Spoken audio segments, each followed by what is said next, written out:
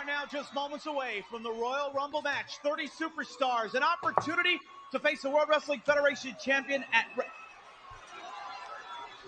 Finally, The Rock has come back to New Orleans. The Royal Rumble 2001, the biggest Royal Rumble in history. All shapes, all sizes, all colors. It's so fitting that we're right here in New Orleans because the Royal Rumble 2001 is like one big pot of jambalaya. All shapes, all sizes, from Crash to Rikishi, Kane to The Undertaker. And speaking of Kane and The Undertaker, everybody wants to ask the question, are Kane and The Undertaker together? Are Kane and The Undertaker together? Well, quite frankly speaking, if Kane and The Undertaker are together, then every man is going to be in trouble. But The Rock is sick and tired of asking that question, answering that question. Is Kane together with The Undertaker? Is The Undertaker together with Kane? Kane wants to buy The Undertaker a box of chocolates. The Undertaker wants to tickle Kane's big red nipple. Who cares what they want to do?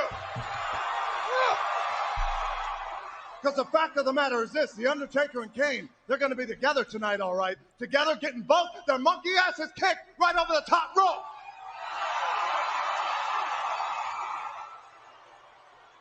Royal Rumble 2001, every man for himself. It could come down to anybody. The Rock and Perry Kennedy. The Rock and Perry Saturn. It could even come down to The Rock and Stone Cold Steve Austin. All the possibilities, they're endless. The result will still be the same, is that The Rock walking down the people's aisle, getting in the ring and body after body after body over the top rope, whipping ass all over the Big Easy, on to WrestleMania. If you smell what The Rock is cooking.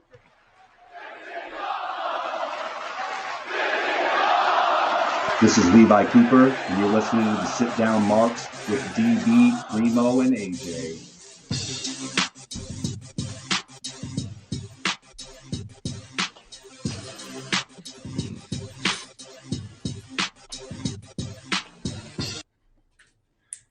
What's going on, everybody? Episode number 46 of the Sit Down Marks podcast.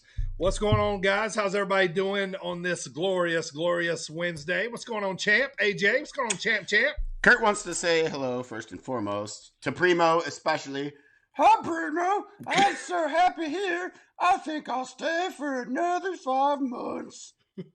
5 months? Wow. You could be coming back home, in 3 weeks. Not possible. 2 weeks. Less than, just over 2 weeks. I mean, generally, my pick's not going to be the person who got jobbed the fuck out to Omos.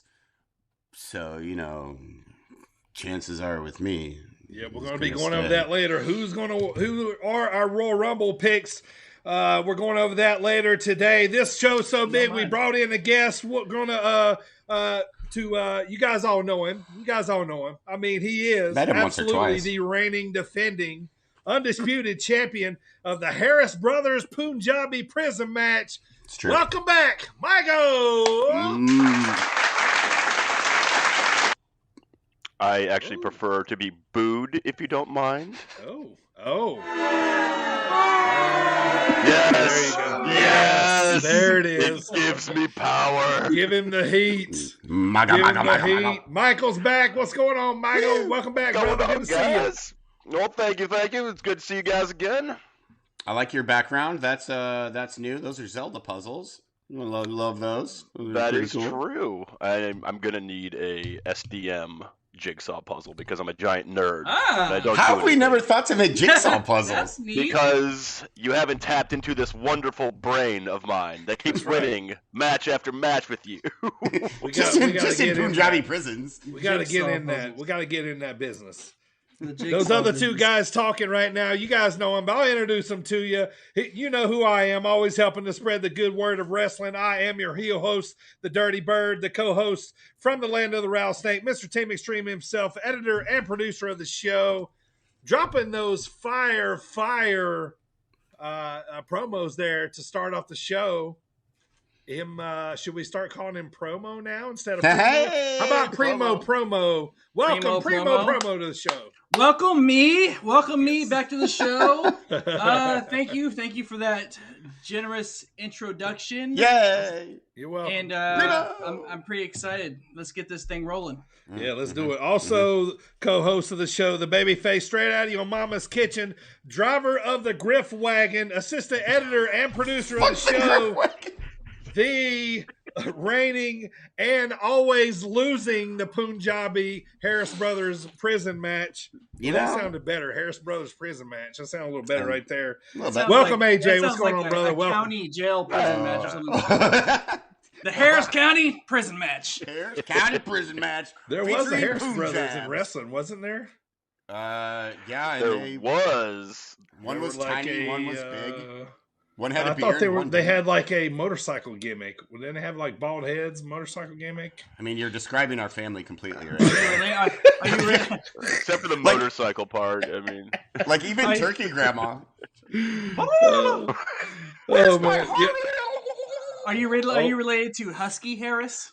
Husky Harris. I wish. Well, I might be right now, Husky Harris. I'm after the holidays. I've really let myself go, Primo. It's actually Michael's like it's actually me.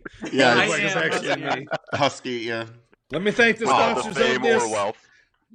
Sit Down Marks episode today. I want to thank Jet Designs. Check out Jet Designs on Facebook if you need a custom diecast car made for yourself, your friend, your fantasy league, your organization, your company, anybody. Check out on Facebook, Jet Designs, and get your build started. And we also want to thank Coastland Apparel. Coastland Design. They've always hooking us up with those great threads and hats along the way. So go check out them. Actually, go use that link right on our Twitter page at Sit Down Marks, and we can get a little discount there when you use that link. So go check it out there.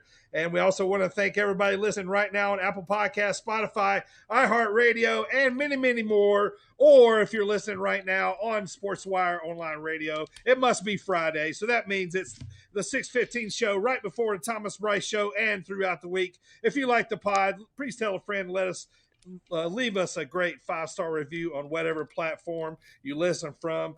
Well, boys, man, this is coming fast, man. Today we sit 17 days from the Royal Rumble. The talk has begun. The card is starting to be put together.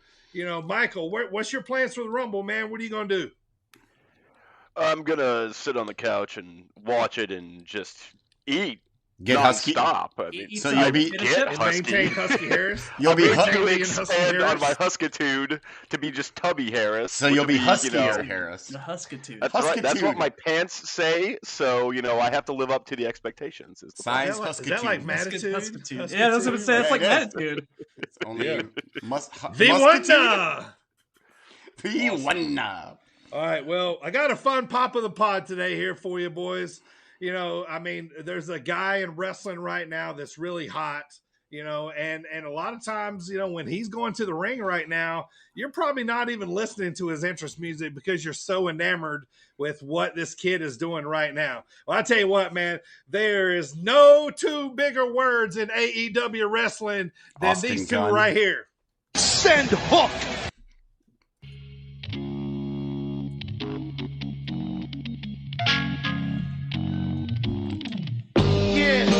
You don't even know me. You don't even know me. You don't even know me. You don't even know. These 16 bars cost 16 cars. Kiss these balls. How dope is that song, man? That is very Wu-Tang Clan sounding a little bit. Yeah. Yeah. Good stuff, man. I like that. Yeah, I like that, man. That's a nice. I haven't really got to listen to it, and then now that I was checking it out for the pod, kind of been jamming to it a little bit over the weekend, man. It's got a nice little groove. As Dirty and the kids say, it's a banger. No one says that. No one. Except for Dirty Who and the kids says such things? Are there mash with the bangers? I say it because they say it. Bangers and mash. Bangers and mash. Yeah, that's the kind of bangers we know of. AJ, this day in wrestling history and birthdays, man. What's going on? this day in wrestling history and birthdays, that is January 12th for you marks out. I can't do it as good as you, Primo. It's January 12th for all you marks out there. Thank you. First up in 1960. Whose game is it? AJ's game, baby. Woo! 184 days as your reigning defending. Sit down. Awesome. Sit down, Awesome. Marks. 184 You try already. so hard. Man, There was like 400 last week. I know. Yeah, but Down. He's counting down to the Royal Rumble. He's counting down until he That's way loses more it. than- you I know, don't even know. I No, love these- to hear the number each week, though, because you never know. It's these mysterious. are last week. It was like Gregorian days. This week it's Julian calendar days. So you know, Next week it's gonna be leap year days. yeah, yes, or Mayan days. Who knows? I love them all. This day, who was born today? I don't even fucking know. Luna Vershawn. We just talked about her a couple of, well, I guess that was like 3 months ago now. Yeah. In We her were covering behind the Dark ring. Side of the Rings. I believe we were talking about her. Yeah, son. yeah. 1962. Luna Vershawn was born. Up next in 1968 in Suffolk. Is that in Virginia? I don't know geography. Suffolk. Yeah. Big Dick Dudley, born in 1968 this day. And then up next, one of my favorites of all time, one of the Killer Bees, B. Brian Blair, born this in 1957. Yes. And then lastly, we have Chrissy Vane, born in 1981. Kind of a light day for birthdays, if you ask me. So, super fast story. I'll tell as quick as possible. I got pulled over by a cop probably not long ago, and I wasn't doing anything bad, just speeding a little bit. But when the cop came to the not doing anything bad, just speaking a little bit. Yeah, Sorry. just recklessly driving and running over grandma. We're just breaking the law. Breaking the law. I wasn't doing anything illegal, just breaking the law. I told my wife this too, as the cop is taking my insurance and license back to the car. His tag on his name was B. Blair. Yes. And the whole time, as soon as I see that, I'm thinking, wrestling is everywhere. Yes. To me. Wrestling Actually, is everywhere. it probably was B. Brian Blair. It might have been. His Might have career been. kind of petered out, and he probably had to get like a day job or something like that. Who was the other killer? Beatered out. Thank you. Yeah, good question. I always think that too. Who was Give me your the trophy. I can't remember. Is it Jumping Jim Brunzell? Yes, Jim Brunzell and B. Brian B. Blair Brian were Blair. the killer bees. They dressed like bees in the ring. That's my best guess. But Amazing. So those are birthdays, and then today in wrestling history, they were way ahead of their time. They were doing Blind Melon. Remember that in the video? They were dressed like yeah, 'cause B2. they're awesome. Amazing. It's the only B reference I got. Oh, there'll be plenty more.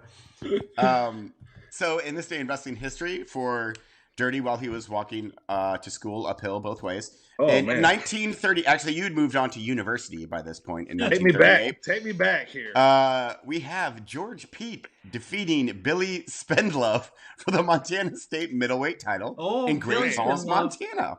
Man, I was such a spin love mark back then, man. I know. Had all his posters and merch and stuff. Wearing your Spin Love shirts. Dude, like Your Spendlove pantaloons. he was so over in Montana, and the fact that he did not win the title that night, like, just pisses me off. You know? Well, So that me and all my locals from Helena were like super pissed off that it didn't go down. Like the baby You're face so should have went local, over, you said guys. the name of the town wrong. Baby face should have went over. Well, I mean Spendlove. that did end Spendlove's second reign as the Montana State middleweight title holder. Not even the heavyweight, middleweight. But then a year later, the Great Mephisto defeats Billy Widener to win the Midwest Wrestling Association World Light Heavyweight title in Columbus, Ohio, beginning his third reign and ending Widener's third. So, send you back a little bit there, Dirty. Little nostalgia. You brought up some bad memories, man. I'm still not over it.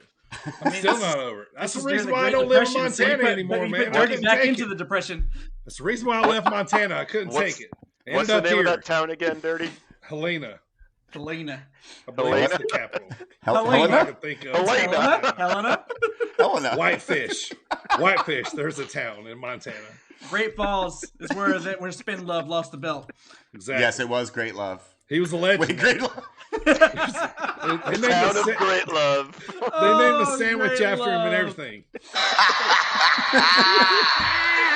It was a Mormon town there in Great Love, Montana. He had a sandwich named after him and everything.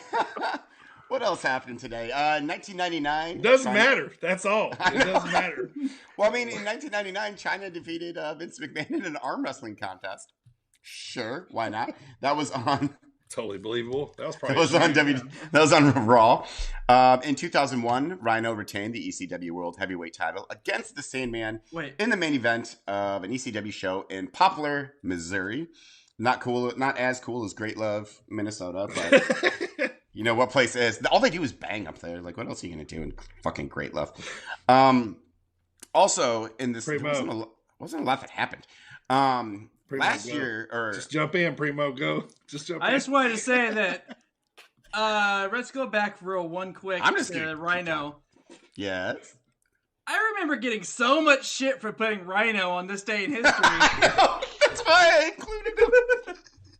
Well, Michael's a Rhino mark, man. He was a Rhino guy. When I put him on there, you guys were like, "Oh, slow news day, huh?" Yeah, fucking Rhino, sure. I'm a big fan of the gore. It's a unique move that I've never seen.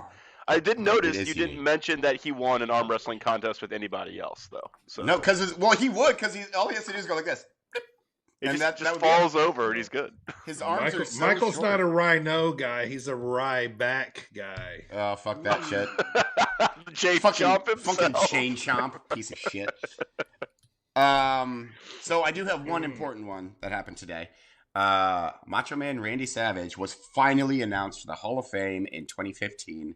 The only problem with that is Hulk Hogan, who he despised more than any other person, allegedly, in the wrestling business, inducted him. How fucking stupid was that? I was wondering if you're going to mention that one up. Lanny. Macho cut an entire album about how he hates Hulk Hogan after he left wrestling. Oh, yeah. It was like a rap rock album. I'm going to find that and I'm going to play it all day. Unjustifiably in a position that I'd rather not be in. And that is today in wrestling history and birthdays.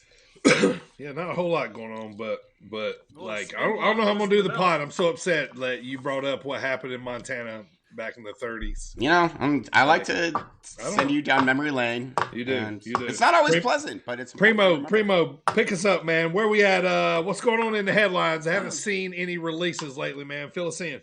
Well, not this week that I know of. Yeah. Real quick, I'm going to start off the headlines with a little different this week. Let's take a quick moment to listen to this short audio bite. It's about a minute long. Everybody take a listen.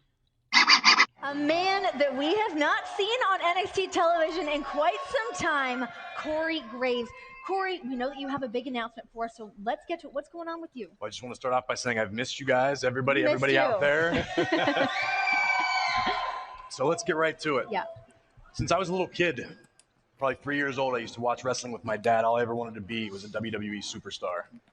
So I worked long and hard. I spent 9 years on the independent circuit, traveling around the world, trying to get here, until a few years ago, WWE made my dream come true when they gave me a contract. Unfortunately, in this business, injuries are a risk that we face every night. And I've had some bad luck and suffered a few concussions recently, which have led to some ongoing issues. Thankfully, WWE's world-class doctors and the wellness policy have identified these problems and these issues I've been having. And they realized that ultimately my health is the most important thing in the world. So it's for that reason that I'm here to announce that the doctors have suggested that I retire from the ring. So I'm here to officially announce my in-ring retirement from the WWE and NXT. However, WWE has allowed me to explore a few different opportunities in this business, the only thing in the world that I know and love. So I'm excited to announce that I will be joining you guys as an announcer right here at NXT. All right, so that audio is Corey Graves' retirement announcement from NXT TakeOver R Evolution. That happened on December 11th, 2014. And if you haven't heard yet, as of today, it was initially reported, I first saw it by Sean Ross Sapp of Fightful, reported via Twitter that as of today, over 7 years later, Corey Graves has been cleared to return to in-ring action. What? I didn't see that. Did he really? Yeah, yeah. This is cool, he going man. to? Yeah, he's got to be real rusty right now if he's even going to do it. I don't know. I like him on commentary too much. I mean, I do too. He's great. But that's pretty cool. I mean, obviously concussion issues. Bryan Danielson had concussion issues, and he came back. So we're seeing Corey Graves come back. I mean, Punk came back after 7 years. He didn't have concussion issues. No, but I'm just saying a 7 year. Oh, that span of time. Yeah. Right. So that's pretty cool about Corey Graves. Congrats. Should have kept wraps on it and made him a Royal Rumble entrant. That would be cool. Right. Yeah, but dude, that would have been great. Sick. But they would have ruined the surprise. They've already ruined every surprise entrant. Also true. They still can't. Royal Rumbles.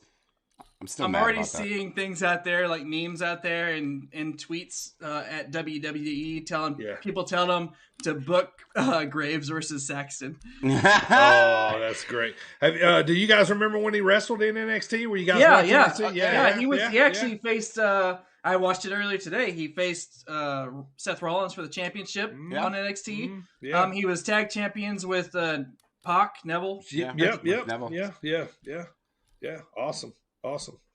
Back to the releases we were talking about earlier. You guys got anything to say on that? I mean, we last week we talked about Regal and all that. Joe. Yeah. So the thing about Regal, what in God's name are you thinking? Releasing William Regal? That's what we said. Yeah. Too much of a man.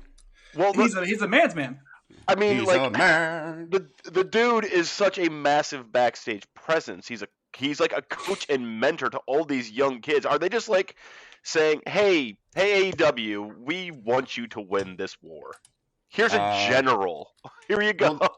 And that's a great way to describe him as a general, like literally of everybody. I mean, when it first happens, I always give the benefit of the doubt. I just always say, he might have asked for it because he's, later on in life, he's not a young, chicken no more. You know what I'm saying? So, but now when he comes out and said, thank you to WWE, all that kind of stuff, he didn't say, I asked for my release. If you had asked, usually they put that out there. So, yeah, I don't know, man. Do you think I still say they're for sale? Oh, definitely. I've seen stuff like one day they'll be owned by Disney, which would not surprise me one bit. Yeah, the WWE Space Mountain ride. Yeah, it almost seems like they got to get under a certain budget or something and produce a product to hand it over to somebody or something. That's generally what happens. Like, when corporations go up for sale, like they restructure and get rid of a lot of overhead and fire Samoa Joe for the fourth time. Oh my god! That all of these releases are from the Triple H era. Yeah, they're Triple H. Yep. Triple H guys. Triple H guys. Well, here's another question for you. Can you imagine AEW picking up even further steam by having Regal as the booker, or just helping Tony Khan with the booking of the whole thing? Like, I can see William Regal going to AEW. Just as a backstage presence. Mm-hmm. Oh yeah, I can see that, and I applaud it if it does happen. Same here. Or he's too much of a mind to just be. Oh no, I totally agree. Let me play devil's advocate here, though. We like AEW because it's so different. Do we want that many WWE minds in quotation marks coming over? And then we might start seeing a little bit of the same product. Although he's not a writer. No, he's not. He wasn't a writer. I can also say this, that Regal is an old school guy, right? Sure, he's like Fit Finley, old, like he actually like worked like carnivals and could stretch anyone. Definitely, yeah. So in terms of like, I don't think he'd do writing. I think he'd just book things that like made sense and help like lay out matches. Like, you know, I don't think he'd do any of that sports entertainment bullshit that WWE does. And honestly, AEW's getting a little sports entertainment-y for my liking at the moment. They need to back that up because if, like you just said, they're different product and they need to get away from that crap. So having like an old school guy come in like that knows everybody, knows everyone's strengths, weaknesses, and is a good coach, that's a huge acquisition. Yeah, because I'll say this in comparison, and we'll move on. You know, and anybody knows listen to this podcast, like, you know, I love Adam Cole. I like Red Dragon. I don't want to see Undisputed Era coming over to AEW. Like, I want to see different stuff. You know what I mean? Oh, yeah, I agree with you when we talked about that. Yeah, it's just kind of, you know, something I'm talking about. And if we're going to do it, let's do it for a small amount, then let's break it up. And, you know, but that's just my personal preference. Will I still watch all three of them in a match? Absolutely. You know what I mean? But, you know, that's just my personal, you know what I'm saying? But, yeah, but, I mean, the main topic, I mean, Regal is like, you know, he is, you know, in the world of wrestling, he's in the higher class of being up there, you know what I mean? Because everybody thinks that way of him in this sport. And I mean, if they hired him, it would be huge. It would be a big pickup for anybody. So, especially the Great Love, Minnesota fucking wrestling promotion, wherever that is. Montana. There we go. Montana. Yes. Montana. Yeah. So, per heels on top. Per SES Scoops, Jeff Jarrett says he believes there is still room for more promotions. He is quoted as saying, from a business point of view, not only do I think there's room for promotion number 3, I think there's actually room for number 4 and 5 and so on, as far as like major promotions go. He's just saying that because he wants to start another one and sell gold through it. Did Jeff Jarrett forget he started Impact Wrestling? He did TNA and they did Global Force Wrestling. Global Force, and then they combined, and then there were belt stickers, and then he sold gold. Did he forget that? He's involved with Game Changer right now, GCW. You know, he's showing up on there, popping guitars. You know, he's wrestling Effie probably at some point, I think. So, and I think it was funny. Effie said something like, Effie, big independent, huge independent wrestler right now. He said, I'm not putting over the camp counselor. Shoot, I can't remember. It was so hilarious. He was talking about Jeff Jarrett. You know, but anyway. But speaking of hilarious, I don't mean to cut you off, but no. Hulk Hogan is under fire. I saw that. You don't say. A deleted Facebook comment claiming that recent celebrity deaths, like Betty White, were caused by the COVID vaccine. For fuck's sake. He posted it and then quickly deleted it. Of course, it's the internet. It's there forever now. Yeah. And so now he's under fire for this type of situation. Good. You know, you realize, regardless of what your beliefs are, like, there's a way to say things if you're a public figure where you don't sound like an idiot. That is certainly not it. Right. Correct. Well, I mean, you know, Primo, he's just been so busy playing for Metallica to keep up with the news, okay? Playing for Metallica. He's got, like, offers from the Reds still coming in, and he's got all of his bass he's got to play. What do you want from the man? I just see him, like, with the space background. I will say, though, he's a Pastamania is making a comeback, baby. Pastamania. Mark my words. I forgot about Pastamania. I should get Everyone did. I didn't because I'm fat. So there you go. Your Huskitude. It's expanding. This next one will be of interest to you, AJ. During Rick Boog's interview with Fightful, he talked about Shinsuke Nakamura's injury, saying that he suffered a hand injury that's kept him out of action for what seems like at this point about 2 months, which is why we still haven't seen the Sammy versus Shinsuke IC title match. Oh no, I didn't know he was injured. I don't like this. Poor Shinsuke, my boy Shinsuke. Why can't just let him, if he gets injured, just let him keep that belt. Bring a new one back. Bring the old one back at least. We don't need that piece of shit that he's got right now anyway. Was he injured doing this? In like wrestling. Too aggressively? Too aggressively? He was like, ow! He probably did. He whipped his hand too hard. Yes. Speaking of injuries, Pro Wrestling Inc., Drew McIntyre has recently been undergoing medical testing on his neck. McIntyre's neck problems were described as nagging issues that have been bothering him for several weeks. At least they're just nagging issues and not career-ending neck fusion surgery. I mean, one of those becomes another very quickly. Right, yeah, they very quickly evolve. So, very exciting news via Ring of Honor's Twitter. Ring of Honor presents Supercard of Honor on April 1st in Dallas-Fort Worth area. So that's pretty cool. They're already announcing the return pay-per-view. That was very encouraging to see. Yeah, well, they said on the way out when they last kind of shut things down that there would be some Ring of Honor wrestlers retained because they still plan on going, because this is kind of a Supercard of Honor they kind of been doing for a while and they want to keep it going. It's always a big draw. Honestly, if I don't go to Mania, that's probably like one of the things I always watch because they get guys from other promotions. It's always really good. But yeah, man, for some reason I feel like, especially about things that have happened lately, and we'll talk about it later, like it feels like they're going away as a promotion. But all their wrestlers and the belt and all this stuff's going to be hanging around for a while. Oh, yeah. Yeah, for sure. While we're on Twitter, let's go ahead. And this is a little crossover here. Dirty, you know who this person is for sure. Chris Cyborg, the women UFC fighter. She tweeted out that she had a female AEW wrestler show up to her MMA gym this morning and challenge her to a closed door match. What was it? What's her name? Everybody going around saying it's Thunder Rosa. Cyborg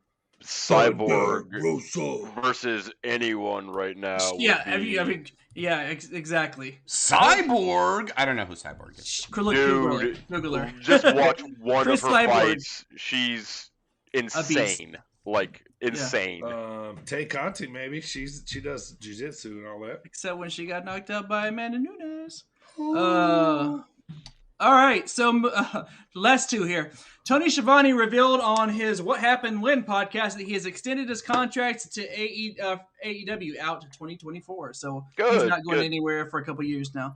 Nice. And lastly, MLW has filed a lawsuit against the WWE.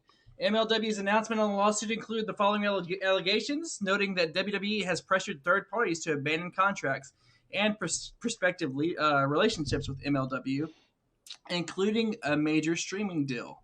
It's also alleged in early 2001, a then WWE executive warned Vice TV, which is where MLW currently has their programming, that WWE chairman and CEO Vince McMahon was pissed that Vice was airing MLW programming and that Vice should stop working with the promotion. Oh, shut the fuck up, WWE. Do you think Vince McMahon remembers that conversation? No, probably not at all. He's like, MLW? What is that? Let me go back real quick. Let me go back to what you said before that. They renewed Schiavone. So are you guys in agreement that the voices of AEW are Schiavone and Excalibur, with Jim Ross there when he's available, but basically, they're a three-man team, but those are the kind of two base guys, right? I would almost me too. I would almost reluctantly put in Taz in that in that group as well. But then you got to put Jericho, because Jericho did it for a while, and then you know what I mean. So, but I absolutely agree that Schiavone, I'm saying they had with Schiavone they had to. Like, their core commentators are definitely He brings. You're forgetting Schiavone Mark brings Henry. A lot of eyes. What's that? You're forgetting Mark Henry. Shut your mouth. Schiavone brings a lot of old school eyes to that product, man. Like, y'all wouldn't believe, like if we were still watching, if my dad was still alive today watching wrestling, if he knew nothing else about AEW, I could tell him that Tony Schiavone was one of the voices of it, and he would watch it every week just because of Schiavone, because he grew up on, WCW, NWA, all that, man. So good for them. I'm glad he still wants to do it. That's cool too. And you said through 2024, so awesome. Yeah, a couple years now. So yeah, nice. By the way, I didn't know that there were that many ab muscles in a human body. Oh, you looked up Cyborg? I looked up Chris Cyborg. Yeah. Wow. Jesus. Nice. Yeah. All right. Or in the words of Vince, wow. That's our headlines for today. All right. What everybody has intentionally, unintentionally been waiting for, the everybody's favorite segment. AJ, what movie did he watch this week? AJ's movie of the week. Or did he? Well, fellas and audience members alike, this week I watched a little movie starring one Billy Gunn and Honky Tonk I knew Man it. I knew it. Adventures of Billy Fishbelly, where Billy Gunn pretends to, or he's not pretend, he's a dead guy. And you're just describing Weekend at Bernie's. The Honky Tonk. That's all you're doing. No, that's just Weekend at Bernie's. Adventures of Billy Fishbelly.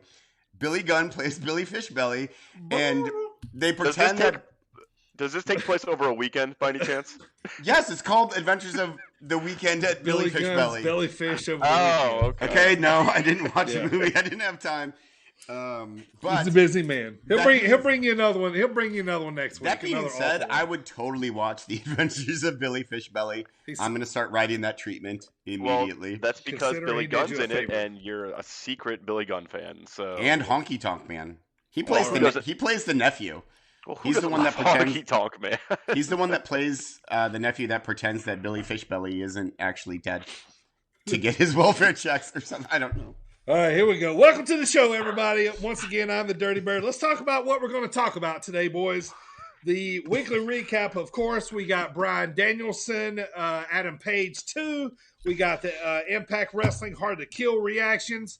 Primo's we're gonna play a little game with Primo. He's gonna bring his music class back for all three of us to play, so that's gonna be fun. We've got an awesome promo school lined up for you. AJ Lee's gonna basically cut down the whole Total Divas cast that used the show from the back in 2013. So we got that for you lined up later on, and then also the Dropkick discussion of the day is the 2001 Royal Rumble. This one was fun. This one was great to watch. We're going to have fun. Loved it. Talking this one to you, man. Yeah, this one was such a good one here as we've been doing the Royal Rumbles this month. We started off in 1992 last week. We got 2001 this week. Next week is 2002, so go watch that one so you can stay up on everything that's going on here. And it's going to be a big show here, boys. So let's get started. But first, AJ, tell the masses where they can get that Marks merch, man. Which a one-day sale is going on right now. $20 T-shirts. I think it's like 35% off. It just started. Yes, just now. Now I don't need to say that. I had that all. $13 until Friday. Yes, $13 T-shirts. If you are the Royal Rumble shirts are 20. The Royal Rumble shirts. Okay. The Royal Rumble shirts. Tweet into @YetTJ that you want Sit Down Mark's jigsaw puzzle so I can fucking get one. Oh yes, please do. I want demands. If you are looking for some coffee mugs, T-shirts, sweatshirts, baby clothes, baby. all of your fun little knickknacks and paddywhacks and whatever. Go to tpublic.com tpublic.com/sitdownmarks/stores. Yeah? No, let me do that again. Go to tpublic.com/stores/sitdownmarks for all your Marks goodness. Ignore both my fuck up and the paddywhack comment. I don't know where either of those came from. Go buy our stuff. You got Weekend at Fishbelly's on the brain, man. I'm telling you. You gotta calm down over there. It's Adventures of Billy Fishbelly. Thank you. So one last time, what's that URL? It is tpublic.com/stores/sitdownmarks. This is Levi Cooper. Hey, this is Buck Nasty, Bucky Collins. This is Big B. What's up, bozos? This is Trevor Outlaw, and you're listening to the Sit Down Marks. Sit Down Marks. Sit Down Marks. And you're listening to the Sit Down Marks podcast with DB, Primo, and AJ. All right. Time to get to the recap, but first, you know how I like to do it. Let me bring you what's going on in the world of independent wrestling around the Midwest and throughout the United States. This one is for the weekend of January the 14th. Wow, January is blowing by here already, man. We're already mid-January, so wow. Good. Fuck January, except for it is, man. So I want to throw some things out there, man. If you've been listening to the pod for a while and you got a promotion, you know, that's close to home that you check out each and every week, go and let us know, man, and I'll add it to the list. And if there's a show going on, I'll put it on and we'll announce it whenever you have a show at that promotion. You know, just let us know. You can message us at any of our social media. Throughout any of our ones that we have, Twitter, Facebook, any of those, and let us know what promotion we can add to the list, and I will put them on there. So, all right, so guys, COVID canceled a lot of shows last week. Once I kind of looked Friday and Saturday, which, right now isn't a bad thing, so can't really be too mad at that. A lot of people going safety over everything else, which it's kind of hot right now. We were talking about Iron Spirit Pro. Just they just postponed their show until March, so no show there in January. But what we do have going on this weekend, first up, this show is actually on IWTV this Thursday. Absolute Intense Wrestling out of Ohio. The show's called, I believe it's Ether, or is it Ether? E-T-H-E-R? Sorry, Ether. I just want to mix Ether. Okay, Ether. Southerners. Thursday, January 13th in Lakewood, Ohio. Helena. Your boy, Max Caster, is going to be there. Fuck AJ's right gonna off. be front row. January 13th out of Lakewood, Ohio. Check that show out on IWTV. I would Next love up, to see that, actually. Sunday, January the 16th, Zello Pro. The show's called Level Up. It's in Milwaukee, Wisconsin at the Turner Hall Ballroom. We got Jordan Grace on the card. We got Michael's favorite wrestler, Rhino, not to be confused with Ryback. He's going to be there.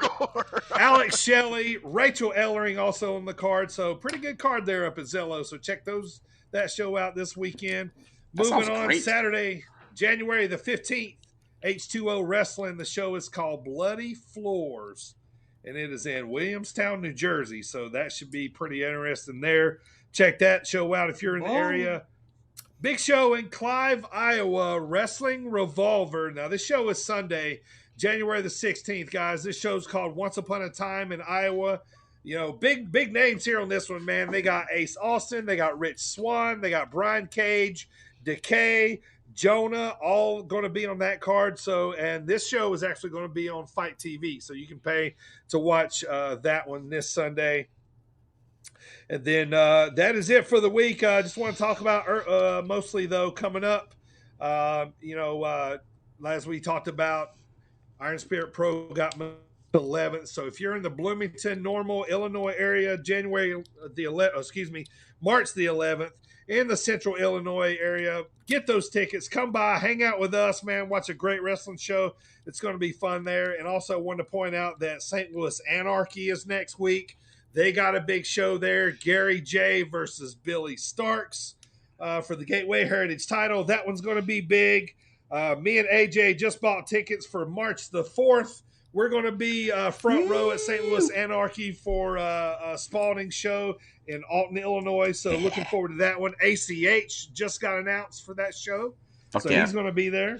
And then also want to say one last thing, guys. Starting next week, I'm going to add one little thing to my little indie roundup here. I'm going to be highlighting what are the big shows to watch on IWTV each and every weekend, which I kind of do, but I kind of wanted to let you guys know what's going to be on IWTV, which covers most of the independent wrestling, which is on TV. I mean, other than certain streams and also high spots, probably the top two. So that's the indie roundup for the week, AJ. Let's get rolling, man. What happened in AEW, man? You had 3 big shows this week. We had Dynamite, Rampage, and Battle of the Belts in my hometown of Charlotte, North Kakalaki. North Kakalaki. Well, let's try and go in some sort of... Hey, guys. How does the Big Show... How does the Big Show like his steaks cooked? With yellow number. Well, You're welcome. Yellow number 5. Thank you, Seth. Let's start with Dynamite. What happened on Dynamite? Oh, yes, the rematch between Hangman Adam Page and one Bryan Danielson. So this match was, again, one of these days, Bryan Danielson is going to stop having match of the year contender matches, but as of right nope. As of right now, he has like the top 5 matches of the year. So this is, of course, their rematch. I wish it was going to be in a pay-per-view, but whatever. So they fight, back and forth. Page hits Crimson Mask. Oh my God, they were bleeding profusely, and I did like that. There's blood all over Hangman's chest, and it was oh my God. Headbutts were like off the charts, man. Yes, headbutts. But when you're watching them, I'm like, please don't, and then they just kept doing it. Bryan Danielson at one point he has the lapel lock on, and you're thinking like, okay, that's it, and then nope, Hangman gets out of it. There's a gotcha pile driver. There was one of my favorite spots of the match when Page catches Bryan Danielson going for the running knee and turns it into a power bomb, but then Bryan Danielson turns it into a triangle choke. It's fucking amazing. Yeah. But finally, Hangman Adam Page hits Bryan Danielson with the buckshot lariat and retains his fucking title. How about that shit? Which Bryan Danielson fucking sold the shit out of that fucking buckshot, did he not? Like that was awesome. I love to see it. And if anyone was doubting whether or not Hangman Page deserved to be, top of the card, Bryan Danielson put him there. Like absolutely, he deserves to be there. He looked unstoppable. So fantastic match. Go watch it now. Yeah. You can see now they had a plan to get Adam over and make, you know what I mean? Like it all makes sense. Like they had a plan to, And it doesn't hurt Bryan Danielson. I still think he'll end up this year with the belt on him. And we always got to think about this too, man. Jericho was their first champion. He was a WWE superstar, before that. Next champion was like Moxley, Omega, right? They were already made in other promotions. Yep. Adam, their guy. Yep. Their made man. Yep. They're number one, no smudge of any other promotion other than the indies. Yeah, which doesn't count. Which doesn't count, right. You know what I mean? So they're doing it right. I love this now. They're doing it right, getting their guy, up at the top of the heap. You know what I mean? So I think it was just well done. And yeah, it was great. Yeah, the match was fantastic. I loved everything. I love the result. I loved everything. So up next, really quick, we had a fun little MJF CM Punk segment where MJF had a match with Sean Dean. Sure. And CM Punk went in, hit the ring, and MJF scurried away. And CM Punk hit the GTS on fucking Sergeant Dean or whatever his name is. Mm-hmm. So MJF loses the match via disqualification. No more undefeated 2022. No more undefeated 2022. He ruins it immediately. And then the promo afterwards had me laughing because, MJF mentions how Punk has never headlined WrestleMania. Then after he said that, he had like the biggest shit-eating grin on his face. Yeah. Yeah, which was MJF awesome. said, "I'll just take my ball and go main event WrestleMania." like kind of alluding to he's going to be a free agent sometime soon or something. Well, then I loved how Punk to retort was like, you can go with that other company. It's fine. Go over there, have a bunch of shitty matches, get released, and when you come back, that ass kicking is still going to be waiting for you. That was fucking money. I fucking love that so much. Oh man, I love. It's funny when they kick this wall down. It's hilarious. Oh, it's great. It's great. Yeah. You can tell those two are just loving it. Oh yeah. Oh god, yes. So it turned the end result is that next week, CM Punk is going to have next week, as in tonight. CM Punk's going to have a match with Wardlow, which I think is going to be good. I think CM Punk might get his first loss. War. What else? Oh, the TBS Championship final was Ruby Soho versus Jade Cargill. I will say that Jade Cargill looked the best that she's looked. I'm still not sold on her. But she beat Jade Cargill to the surprise of absolutely no one to be the first ever TBS champion. It's kind of an underwhelming finish. I was really rooting for Ruby Soho, but I knew that it wasn't going to happen. So very, very sad. Very sad. But good for Jade Cargill. Like, I hope she continues to destroy people. Where did Aaron Solo come in? Where did he come in? Whatever. I can't remember. He was in a promo or something. I thought, oh my God, he does not need to talk. Like it was terrible. Aaron Solo was. He talked about his match with Hook. Like, he talked about. That's right. Yeah. Which we'll get to that on. God, that guy's over. So up next we have Battle of the Belts. Not a pay-per-view, it's like how WCW used to have like premiere TV events, like Clash of the Champions and stuff. That's kind of what this was. There was 3 matches, super quick. It was Sammy Guevara versus Dustin Rhodes. Obviously, Cody Rhodes is out with what's that stuff? Coronavirus. There we go. So this is for the an interim TNT championship, which I've never seen before. Have you guys ever seen an interim TNT championship before? No. Like, Cody must have been hurt or something, really, huh? Like, for them to kind of do this? Cody's out with COVID. Okay, well, that's what happened. I mean, put it this way. Any other time, they could have just scrapped this off, but they had to do it was a battle of the belts, so all the belts were up that night, right? Mm-hmm. I mean, that's 3 what of they them were doing. Yeah. Well, and one of them was not a real belt, but the match was awesome. Right. So but it's got to be more, unless he's still recovering, because Sammy's defending the interim belt tonight. Yeah, he's defending it. Right. Maybe it's more of a permanent belt now. Maybe Cody just got bored and was like, I don't want to do this. Maybe they're working on his final heel turn, so he can finally be a heel. He's already a heel. I know. What? Just turn heel, man. Cody.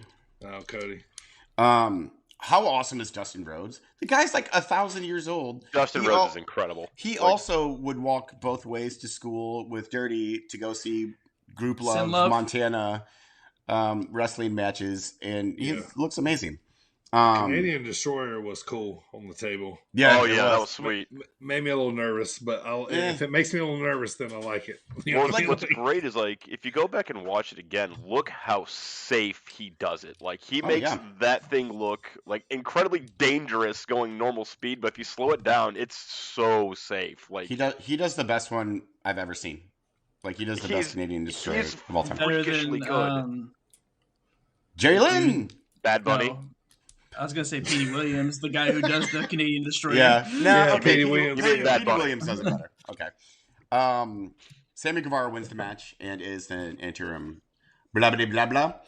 Up next, really quick match between Matt Sydal and Ricky Starks for the FTW Championship. I love Ricky Starks. He is awesome. Matt Sydal is still good.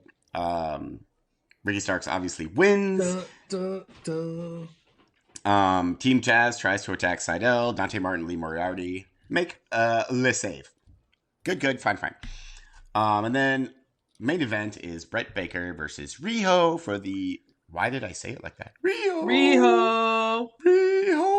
You been watching Cornette again? Apparently. Ricola. So this match is great. Obviously, Britt Baker wins with the lockjaw. It was pretty good. I love Riho. I love Britt Baker. They are amazing. I'm taking way too long with this. Okay. Now we move on to Rampage, which has Jake Atlas versus Adam Cole, which I honestly was kind of bored with it. Everyone interferes. Everyone shows up at the end. And it's fine. Yeah. And then we have, the main thing I want to talk about was Aaron Solo against Hook. Send Hook! Yes. He is so goddamn fucking over. It is unbelievable. Everybody is talking about him, dude. Everybody. like satellite radio, wrestling shows I listen to, podcasts. Like everybody is so intrigued by him. I don't get it. Want to wrestle him? Like I mean, don't get me wrong. I fucking love Hook. I think he's awesome, but I don't understand how he has connected so much. I even like how because Chris Jericho was back on commentary this week, and he was like, he was talking up to Taz, you know, like, I bet you're a proud dad. I know. Jericho. It's just an organic over, man. That's what it is. It really is. Yeah, it was a secret. You can just tell Taz is just such a proud papa. Yes. Hey, you guys wanna feel old? He's a machine. We already do, but yeah, go ahead. He's born in like 2005. 1999. I graduated. Born 99. Yep. I graduated from high school that year. I mean, he's a former college lacrosse player, so he's a legit athlete. Oh, lacrosse. Does that count? Look at his legs. Look at his calves. Yeah, it counts. Look at his hamstrings. They're huge. Would you have to move quickly over a long period of time? Because I already quit at that point. Is there any running involved? I quit. I think it's a mix between soccer and throwing shit. I don't quit. That's exactly what it is. Soccer and Quidditch. Can I have a robot do it for me? Soccer no. and Quidditch. I quit then. I'm not doing that. That sounds horrible, and my knees hurt now. Listen to us, a bunch of fucking nerds. I like soccer and Quidditch. My wife would be proud. For those of you at home, I just pushed my glasses up my face. Meh. For those of you, you're all at home probably. What the fuck am I talking about? Back to Rampage. What? Huh? They might be at home. You know, you tell them where they there's are. There's a video of you, right? Just read your damn recap. They're listening to you right now. They're like, motherfucker, I'm driving my car. Don't tell me where I gotta be. I'll be where I won't. They were at their house. You made them mad. Now they're leaving. Apologies. AJ's jacked up on caffeine today. I've had so much. He's not of sound mind today. Caffeine and weekend at Billy Fish Bellies. Tunnel back, AJ. Back to AEW. Back to AEW. Finally, the last thing I want to talk about is Daniel Garcia in 2.0 versus Eddie Kingston, Santana, and Ortiz. So this match was fine. It was a lot of fun. The main reason for it, though, was for Chris Jericho to come out for the save afterwards. And I am now greatly looking forward to this feud because Eddie Kingston and Chris Jericho had some words and some stuff. And it looks like they're going to be now feuding, which was fucking... I can't wait. I just want to see Eddie Kingston feud with everyone. I just real quick, I want to talk about Rewind before Chris Jericho came out. Yeah. We talk about how, now I understand they were trying to hurry, pressure, motor skills, how terrible they wrapped that tape around his arm. Oh my God, what was that about? There's like painter's tape too, so he was just like, Yeah. It was so janky looking. Like, I'm gonna say something to you guys that's gonna be controversial. I want Chris Jericho to go away for about a year.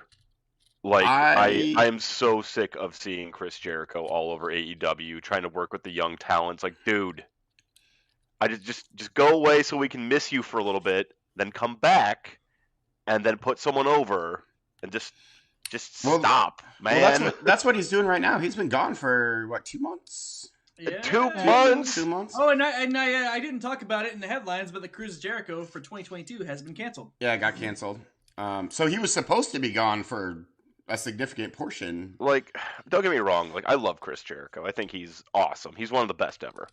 But it's just like he is involved in so much all the time. He's just always in your face and in your ear. It's just like, dude, just please stop for like a year and then come back and be awesome again. Let me miss you. Let me miss you for a bit. See, I don't want to miss Jericho. I love him there. I want him there all the time. Oh God, you are such a Jericho mark. I am such a Jericho-holic. This is Jericho-holic. Yes, thank you for bringing that back. 100% Jericho Hall. Yeah, I just can't live without Jericho Hall. like I said, I love the guy, but it's like I just personally think he's just been a little too heavy presence on AEW. I love him so much. It. That's fair. That's fair. No, fuck you. It's not fair. Fuck you and Billy Fishbelly.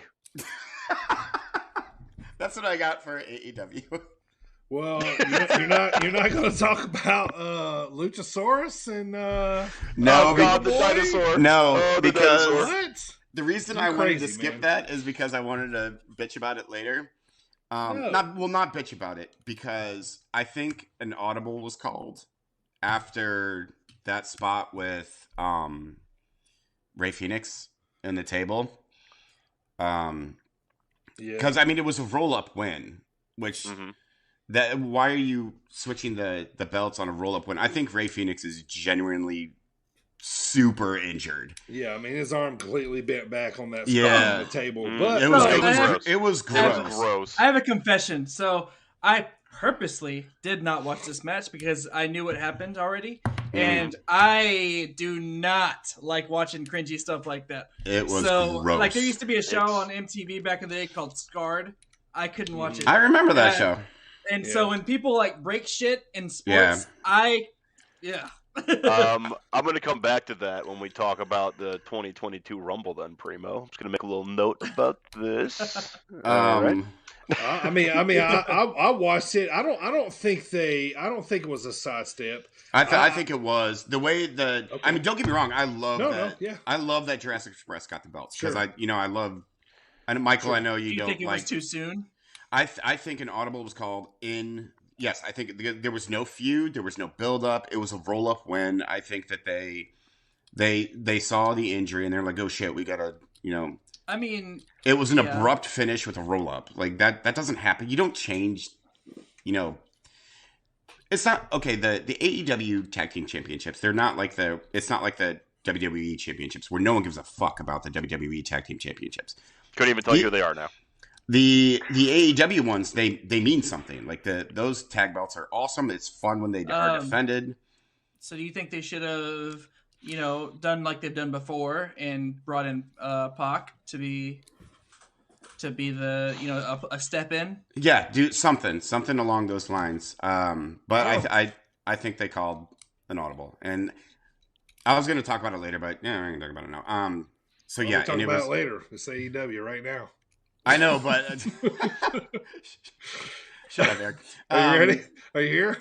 So I don't think it was. I'm gonna say this. Oh, I don't think it was because we haven't seen the Lucha Brothers on in a while. I think there's probably something else going on, and I think it was like, get out there, drop the titles, and I think he got hurt. But yeah, the roll up was like, always kind of throws up a red flag, but I mean, they were number one contenders, but they just didn't have like the kind of back and forth, before they put the belts on them. So but anything else here? Let's move on here from AEW. You got anything else? He's a dinosaur. He's a dinosaur. He's a dinosaur.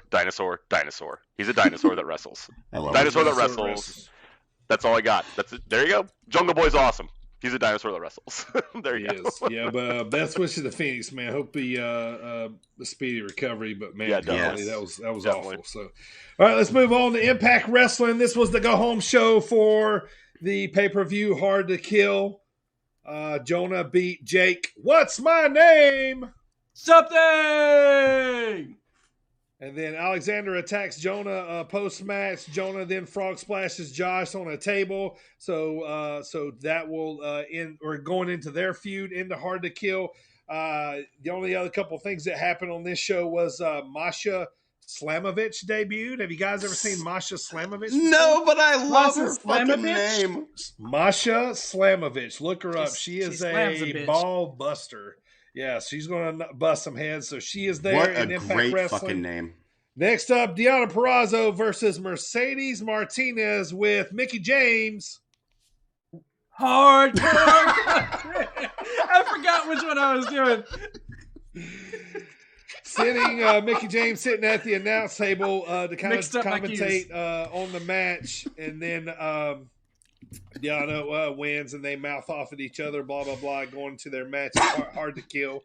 Main event is the Hardcore War. All the competitors that are in the Hardcore War match all fight in the ring everywhere. The Hardcore War, basically, Violent by Design, the Good Brothers, a bunch of other guys here we'll go over. But so yeah, basically that was it. Heading into Hard to Kill, which was their big pay-per-view this past Saturday night. Let me run over the results of that here for you so you guys know what can happen on the Countdown Show. Jake, what's my name? Something! Hardcore Country! Beats Madman Fulton. Next up, debuting Speedball, Mike Bailey defeats Ace Austin, Chris Bay, and the Laredo Kid. Speedball? And then, that's guys, an interesting name. No slam, as we just talked about last week, Matt Stryker is Speedballovich. leaving Impact Wrestling. Boo. Well, now enter new announcer Tom Hannafan, better known as Tom Phillips from WWE. Yeah, so he is on there now. So he jumped right in here, man, and did a great job that night. You know, you can tell he'd already been watching the product. You know, he did a great job. So he jumps in there. So as the pay-per-view kicks off, we got the Ultimate X women's match for the first time ever. Tasha Steelz comes out with the win. All wrong. Next up, we're all wrong on that one. Next up, X Division title. Very Trent much. Miguel defeated Macklin. I was wrong on that one. And then we had ROH's Pure Rules. I think all of us got this one right, except for AJ. Gresham defeated Chris Sabin. Yep, I was wrong. We all got this one wrong. Josh Alexander defeated Jonah. We said Jonah was going to go over. We said Jonah was going to go over. Yeah, this was We were my like favorite super match of the confident night. about it too. Yeah, I know. Well, it's right? because of his pay-per-view debut, right? Yeah, it was, and like he put him over kind of like in like not a bad, like he didn't lose like in a bad way. You know what I mean? He Like, shined up real good. Yes, yeah. This was definitely my favorite match of the night. But next up, my favorite thing that happened in the night, which I'll get to later, Heath Rhino, Eddie Edwards, Rich Swann, and Willie Mack defeated Violent by Design, which is Joe Doring, Eric Young, and the Good Brothers. Post-match, there was an invasion that happened, boys. Yep. Did someone dodge the gore? We'll come back to that as I want to get over here first what happened through the rest of it. Impact title, Moose retained versus Cardona and Morrissey. I believe I was the only one that got that one right. And then the main event, which moved to the main event, Texas Death Match.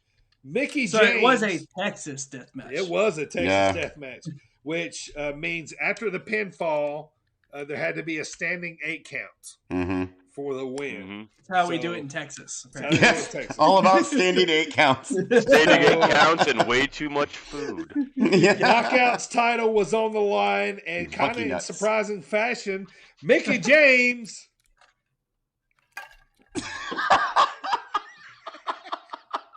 Hardcore Country. Mickey James what? Like I told you to make a sound bite. You don't have to worry about this stuff. This is so much better. Did you just fire Primo? You don't have to worry about this anymore, Primo. Don't worry Mickey about it. James defeats Deonna Purrazzo in a Texas Death Match, and announcing Mickey in a crossover mind-blowing move is going to be an entrant in the Royal Rumble this year, boys, and she's going to be carrying the Impact title with her. How about that? We're going to see that at the Royal Rumble. I was going to ask you, well, because we're going to talk about that in my segment for Smack You Down, but do you think she'll actually carry the title into the Rumble? Yes. Yeah. I think she'll carry it and drop it before she gets in. Do you want to know No, why? you don't think she's not going to wear it out? No, the belt's going to be on her all the way till she gets in the ring. Oh, really? Okay. Yeah. The belt's going to be shown. Why would she be there otherwise? Yeah. Okay. Yeah. All right. Do you want to know why I'm so angry about this? Is because how awesome would it have been if we had no idea that Mickey James. I know. That Mickey James. Hardcore Country. Come on, Primo. Was a surprise entrant. How cool would that have been? I would have pooed. Well, yeah, but WWE wants everybody to know that they're doing good business. But we would have known after. Like I just don't. I don't. Well, here's what I will say. We'll get to that in a second. I'll talk more about it. But they have at this point, what 2.5 weeks in advance before the three of us get there, they have already released like 22 of the participants. Yes, like the Bella For twins the are women's. back, and And well, yeah, but it's still a surprise entrant that you wouldn't have been expecting. Well, that's a big surprise. You know what's going to happen, don't you? Their champion's going to come in and get jobbed the fuck out. Oh, absolutely. Hard. I think. Well, yeah. Like hard. I think hardcore country. I'll debate that. I don't know if she's going to get jobbed out. I think you want to take a bet? I think she'll. I'll make a bet with you about that. But what are we gonna say is a hardcore job, like getting thrown out as soon as she jumps in the ring, like within shit? Does she get tazzed? Is what you're asking? Oh, we'll get to Taz. Or Warlord, or Bushwhacker. Or the Bushwhackers. Did she get bushwhackered? Does Mickey James get bushwhacked? Hardcore country. I'll say this: if she lasts more than 5 minutes, I'll say she doesn't get jobbed the fuck out. I would say if she lasts more than 2 minutes. Yeah. Does 2 she minutes, have I think. A face-off with the WWE SmackDown's women's champion who declared herself. I'll talk about that in the Royal Rumble. I mean, she is another promotion's champion. She should be able to go 5 minutes with other jobber-ass wrestlers. She will. And the reason why they announced this early is to get more eyes. More Does people she watching. get eliminated by Summer Rae? Yeah. Right, yeah. What the hell? Somebody neutral. All right, to finish up, Impact, Hard to Kill, guys. This was big. This popped me, like I talked about, guys. There was an invasion, during the Heath, Rhino, Eddie, big schmozzy match with the Good Brothers. There was an invasion by some ROH talent, some ones that I'm very, very, very big fans of, especially this first guy, Matt Taven and Mike Bennett, the Old Kingdom. I love it. They were there with Maria, PCO, and Vincent. A definite invasion.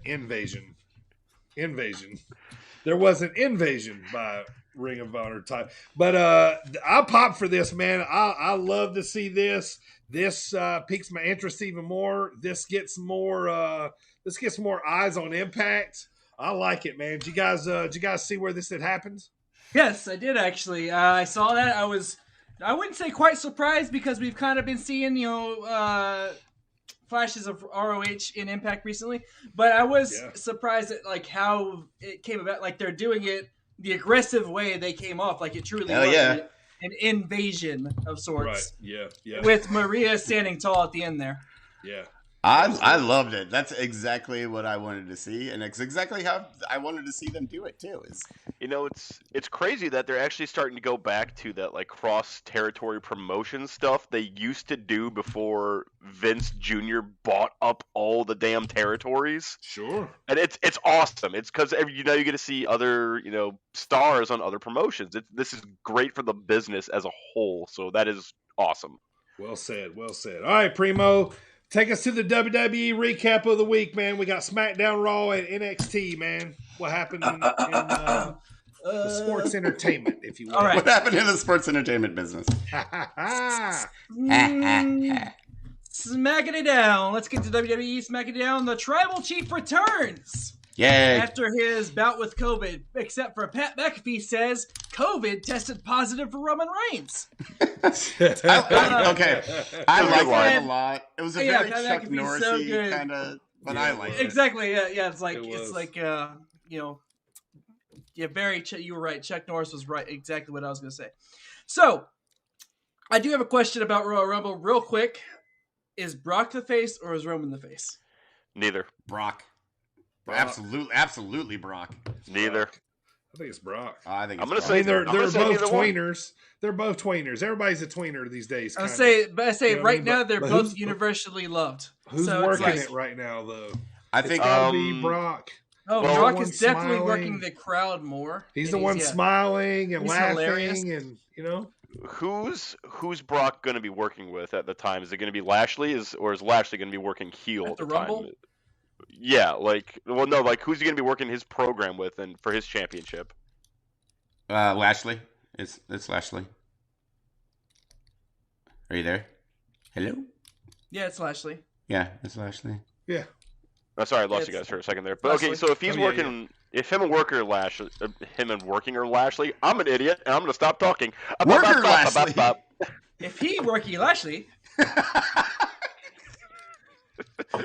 Rocky, I need more food because my huskitude is going down, and I need You're losing to gain my power back by eating burritos. All right, so moving back to smacking it down. Roman says he never wants to see Brock Lesnar and Paul Heyman ever again. Cue the Beast music. Out comes the WWE Champion, flanked by his advocate Paul Heyman. Brock Lesnar does a Paul Heyman impression.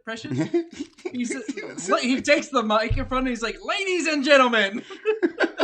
That was great. So yeah, he's doing all these things where, like I said last week, I hate that I love him so much right now. Yes, I agree.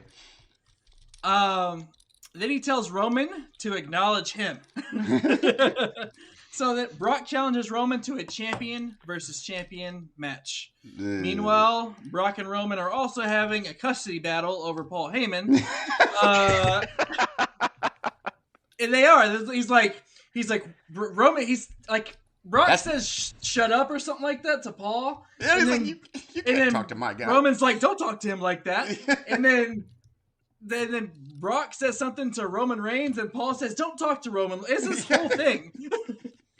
I hate how much I love the storyline. Yeah. This has got Heyman's hand all over it. Like, this is so funny and so good. It's got to be specifically directed by Heyman. Like, right. Whoever's doing it is a genius. So right as Brock turns around to tell Paul Heyman to shut up one last time, Roman is able to get the advantage and land a Superman punch on Brock and swiftly exit the ring. So that's how that exchange ended. Next up, as we were talking about last segment with Impact, some of the women's Royal Rumble participants are announced. Let's go. Bella Twins, Michelle McCool, Kelly, Summer Rae, Lita, and the Knockouts Women's Champion, Mickie James. Hardcore country! Thanks, guys. Pat McAfee even shouts out Impact Knockouts champion Mickie James, which is something I never thought I'd ever hear that on amazed WWE me. television. Calling out another promotion. So, we kind of talked about it last segment. We'll talk about it a little more right now. What is this some new partnership with WWE and Impact? Could we? Because I also saw something about, now this is off television and off the air. It's more of in the interwebs rumor mill that I saw Moose was talking shit about to Roman. Yeah, that's what I saw the same thing. And it's rumored that Moose is now going to be participant in the men's Royal Rumble. Which if if that happens, please shut the fuck up about it. WWE. Oh yeah, right. Don't I will say that after this they have announced after Monday, I think it was about 21 women superstars. However, for the man, there's only 12 announced so far. Yes. But moving on, Charlotte, the SmackDown Women's Champion, she says she's going to go ahead for the first time, be a champion, put herself in there, win the thing. And then, so she doesn't want to worry about nobody challenging her.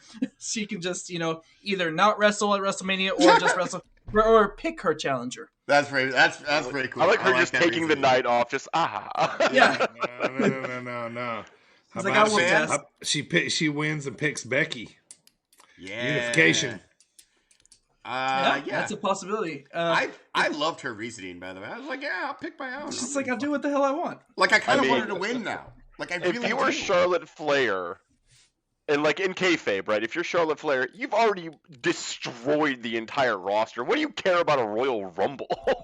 She won one too. Yeah, she won one too. She just wants to toy with all of her little minions. Oh, I love after this segment, I was like, I want Charlotte to win the Royal Rumble now. When you're the true GOAT, you do what you want to do. Exactly. I mean, I'll talk later about my actual pick to win the Women's Rumble, but I've got a different one too. Moving on, since Brock is facing Lashley at the Rumble, which we will see in person. That's a super fight in itself. Yes, it is. This Rumble card is starting to get stacked, and I'm excited because we get to see it. Yep. Adam Pearce has until the end of the night, SmackDown Friday night, that is, to pick Roman Reigns' Rumble opponent. At the end of the night, we get a knock on the door in the cadence of the Shield theme.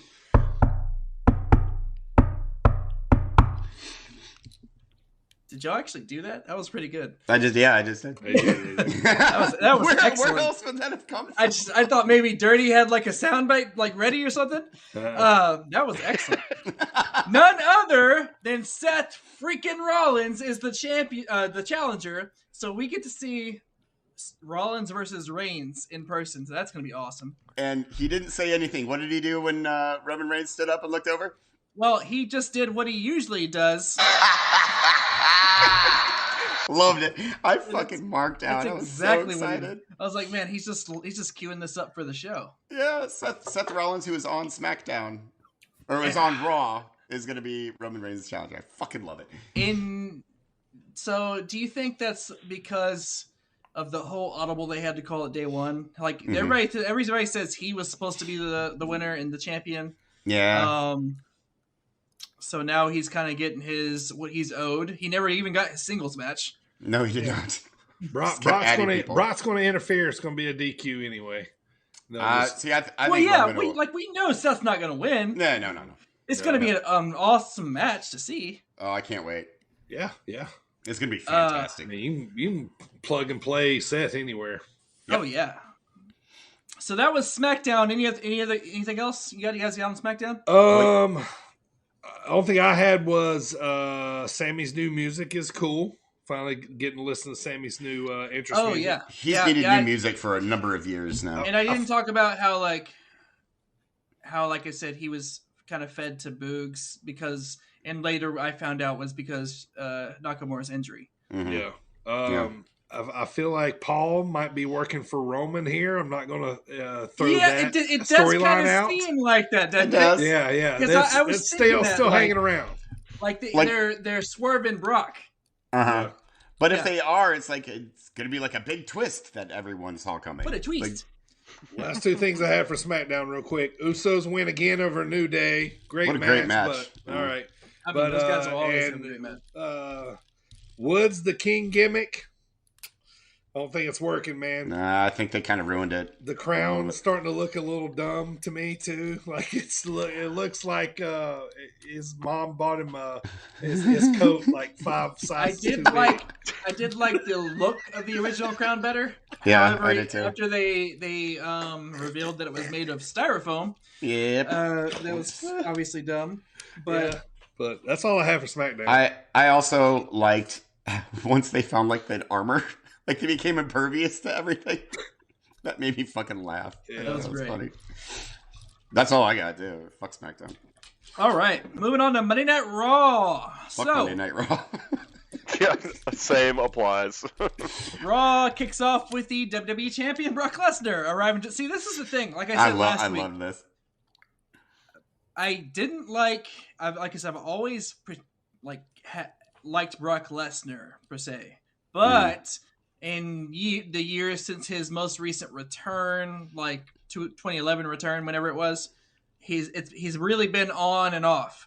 But this Royal Rumble WrestleMania season, since basically whenever he showed back up, he's been on like pretty the entire time.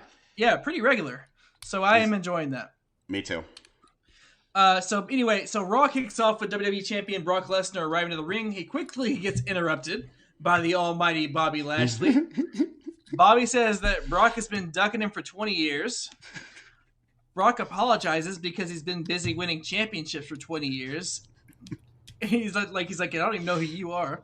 Then Brock tells a knock-knock joke. It's the best thing I've heard in years. Brock says, knock knock to Paul Heyman. He says knock knock, and then Paul's like, even he's freaking bewildered. He's like Brock Lesnar telling a knock knock joke. Like he literally says this out loud. But anyway, Brock says knock knock. Paul says who's there? Brock says Bobby. Paul says, Bobby who? And then Brock says, exactly!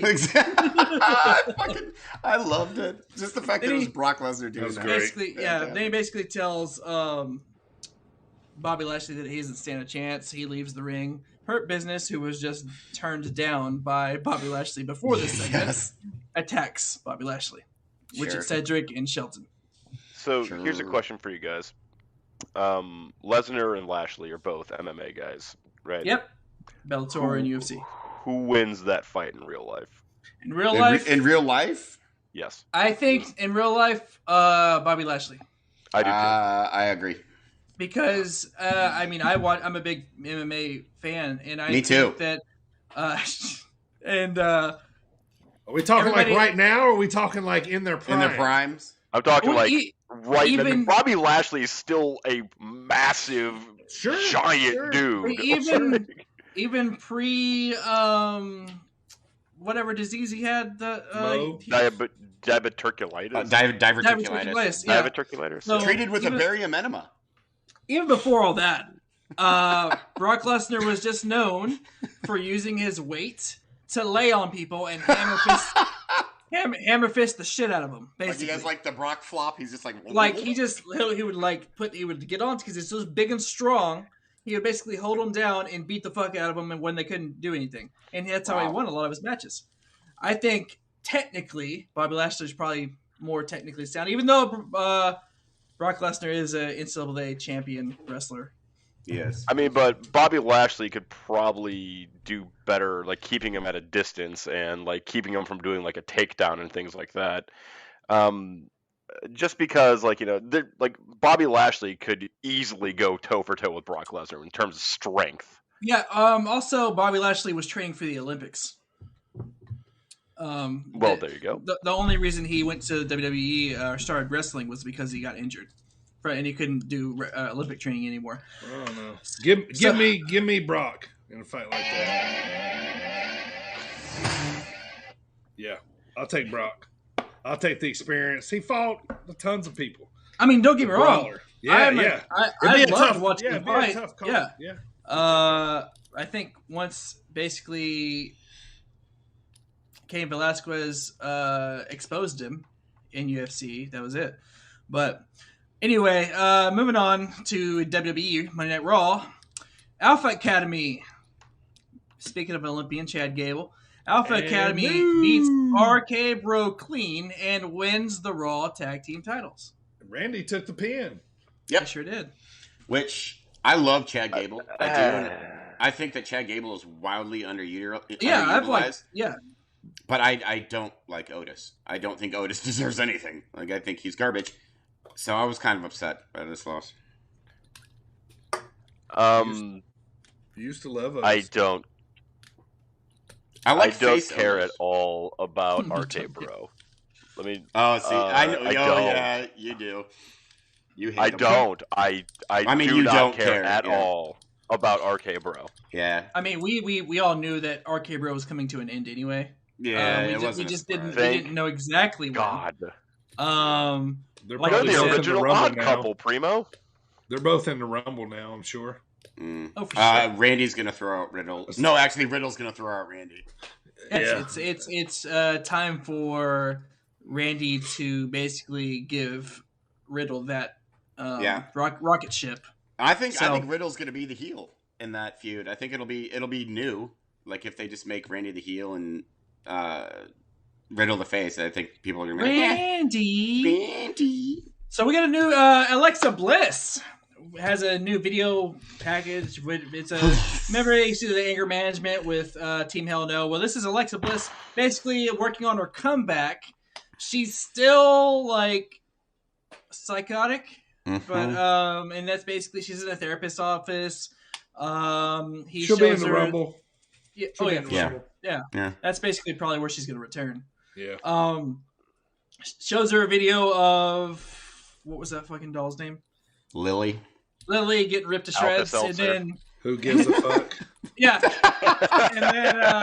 and then Alexa, the doll, she goes off the deep end and starts destroying the office. Why are they continuing this? Because I don't know either. I was really hoping they would repackage her. Yeah. Plus, But I love Alexa Bliss. I love her, and I really do too. Like She's she's getting a buried like legitimate, Big E right now. a legitimate superstar. She's a multi-time women's champion. Yes, and So- she's awesome. Let me ask you guys something. Just give your quick opinion about this. In any world where there are no weapons involved, does Alexa Bliss anyhow beat Charlotte Flair in any fight? Yeah, I think she could. Charlotte Flair's leg is as long as Alexa Bliss is. But Alexa Bliss has got moxie. Are we talking about? What do you mean? Are we suspending our belief here still? Like, what are we talking here? Okay, if we're though if we just say straight kayfabe, right? Okay. Just the height and weight difference alone, Charlotte Flair has picked her up and just tossed her like a rag doll. Like, But that's why I'm gonna beat Big Show. yeah, Alexa Bliss has voodoo powers. This company makes my head hurt. All right. Voodoo power. Let's get through moving it. on. The main event here.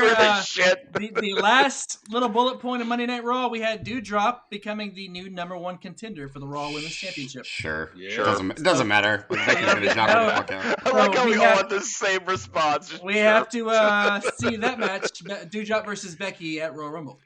Yeah. That'll be the piss break match for me. That'll be probably- that's our yeah. intermission. Yep. Yep. Well, no, they'll probably make it a triple threat.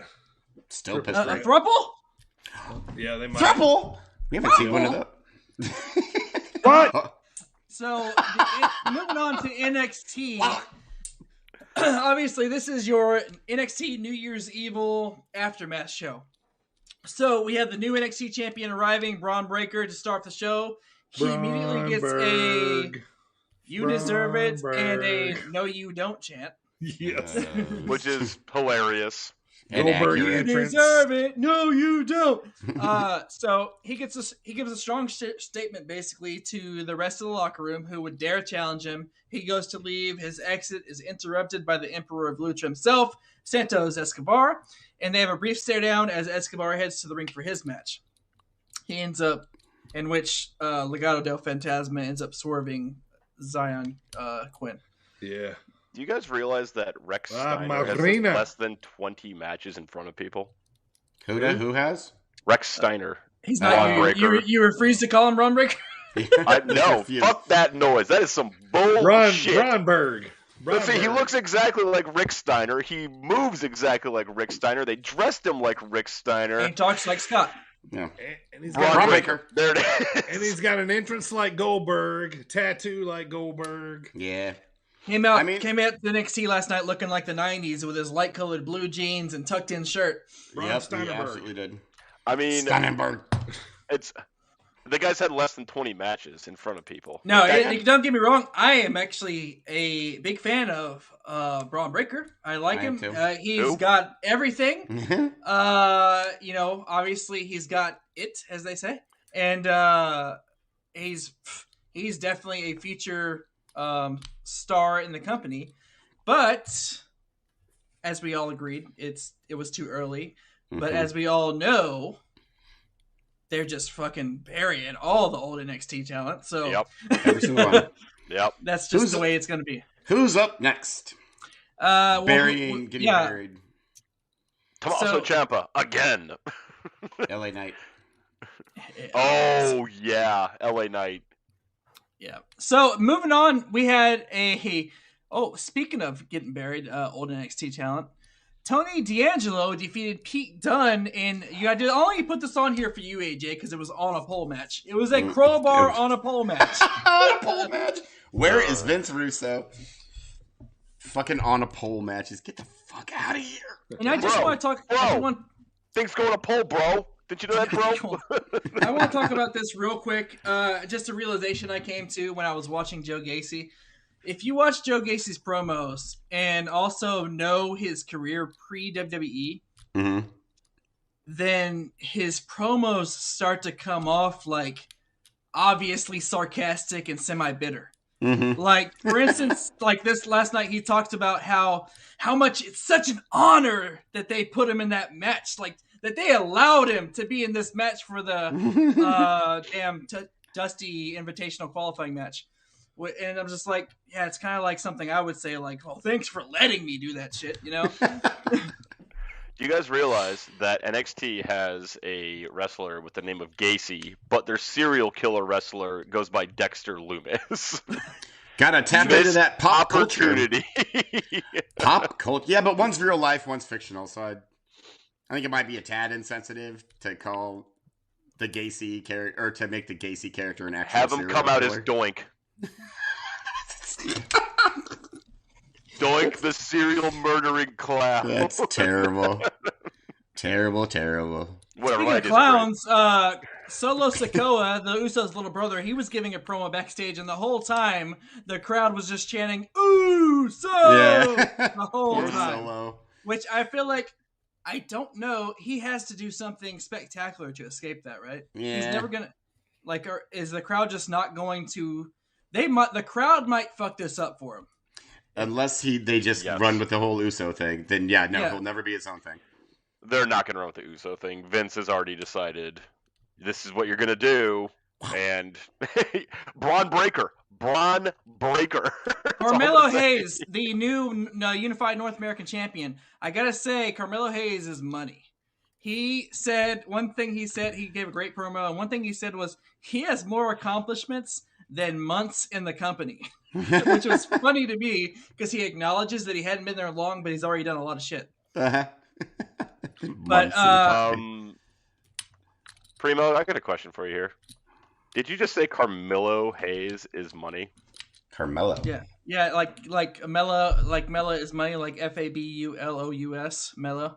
Stop it, Mellow. You are a Not bad Mela. person, and Dirty was right to fire you.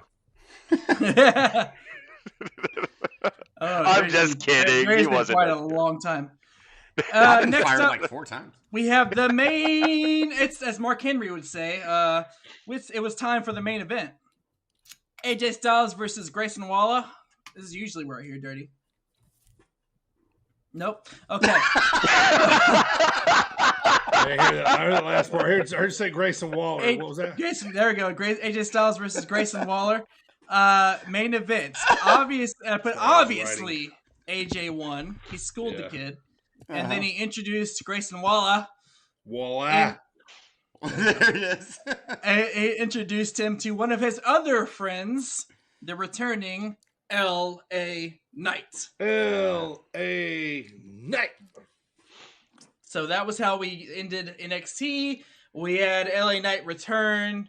Big babyface LA Knight too. Oh yeah. Yeah.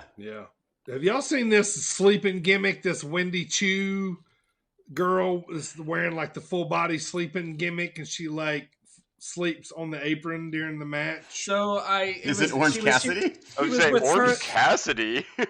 She was teamed up with Indy and Persia. Yeah. So I will say I saw it, but refused to watch it. I fast Oh forward. yeah. It's a fast forward if you're on the DVR. Yeah. I just want to see if anybody else thought it was.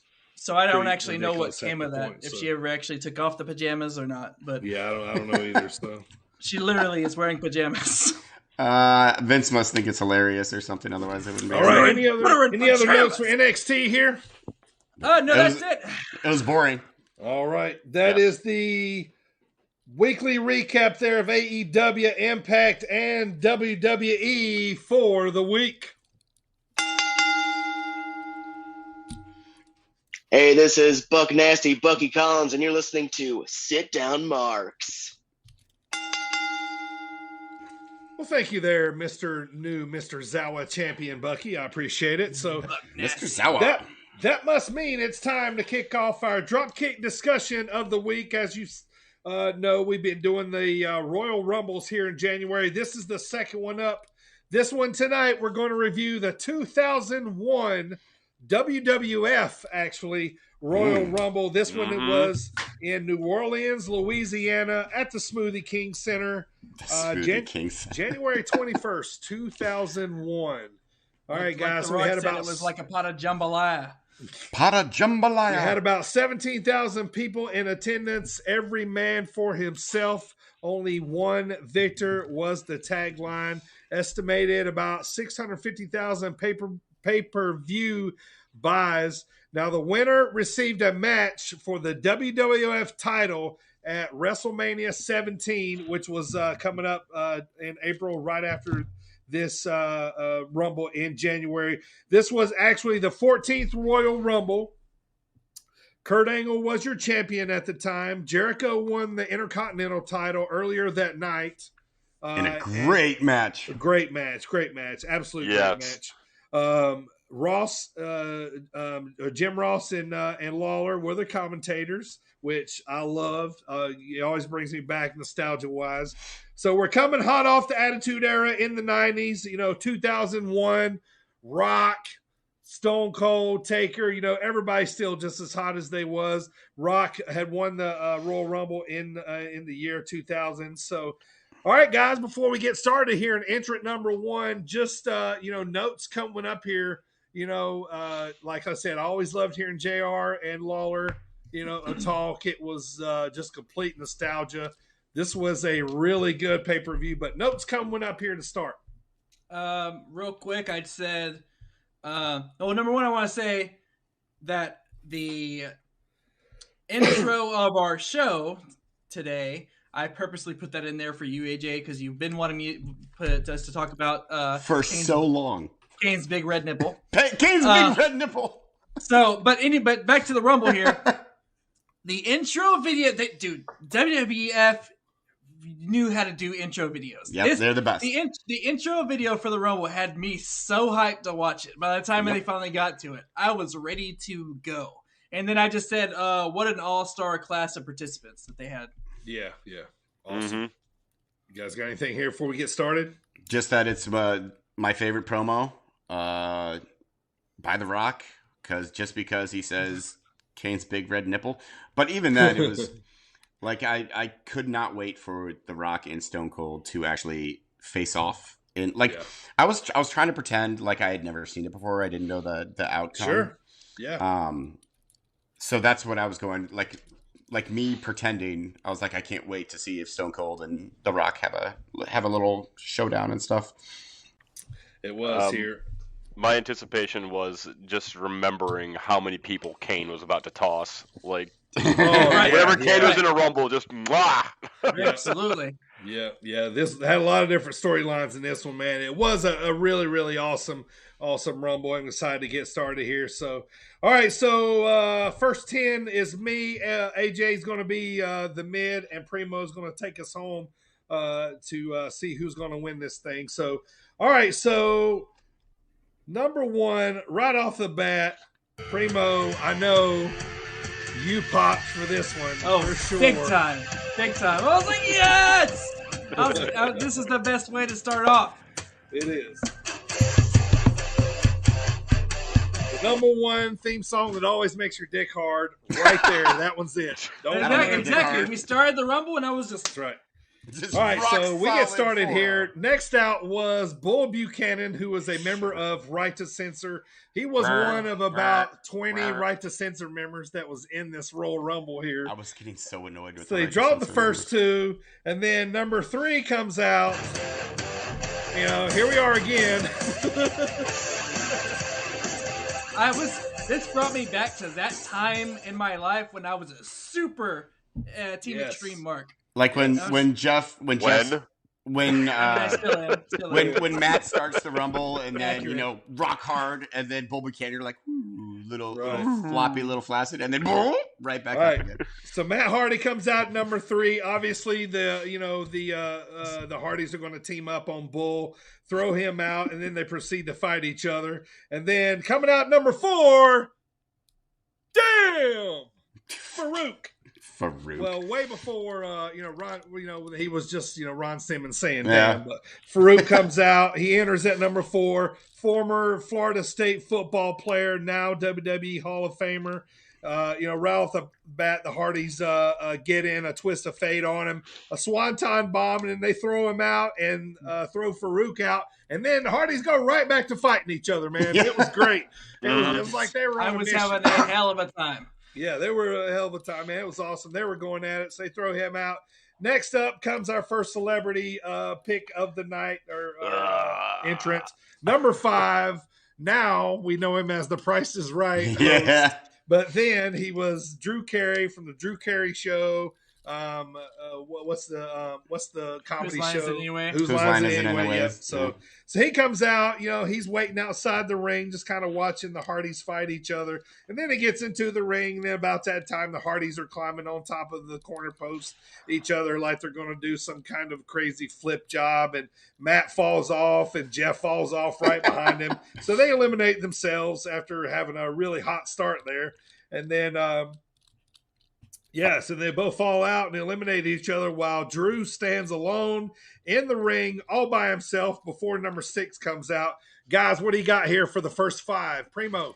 So, I said, Hardy Boys right out the gate at 1 and 3 is amazing. I loved when they started going on one-on-one, brother versus brother. It was super cool. You could tell they were just like, all right, let's have fun. We're at that point in their career, too. They were like, fuck, we're here, right? Uh-huh. So they're having a great time. And I did say that fall when they fell off the top rope, though, was nasty. It was, especially for Jeff. Yeah. Yeah, it was, man. It was sick. What about you, AJ? So I agreed with the whole Hardys at 1 and 3. I like their little fist bump beforehand.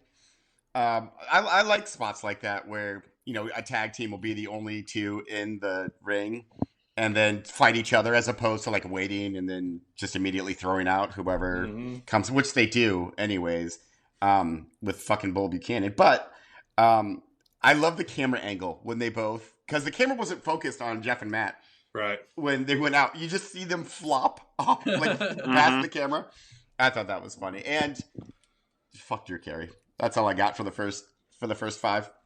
Michael? Think of everybody that would have loved a spot in that Royal Rumble. And then think about the fact that they gave it to Drew goddamn Carey. I mean, you got to get your celebrity in there. And what did he do the whole time? He had that shit-eating grin on his face. And, like, you eliminated Ron Simmons, the Hardys, just so Drew Carey could get his silly little, I'm going to try to bribe Kane. That made me laugh. Well, at the time we was all hoping for like a tombstone pile driver. That's what he did to Pete Rose, so we were hoping to see that, I mean, see, that would have been hilarious, but instead, we got Bull Buchanan and Right to Censor's obnoxious ass music all the time. Warning. First time. First time, yep. Yeah.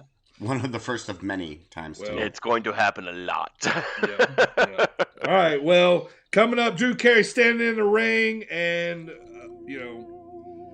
Kane comes out, obviously, and kills it. That didn't come out right.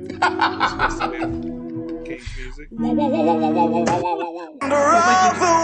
is gone, I know for sure. All the wonder. All right, so Kane comes out at number 6. Hellfire and Brimstone. By God, it's Kane.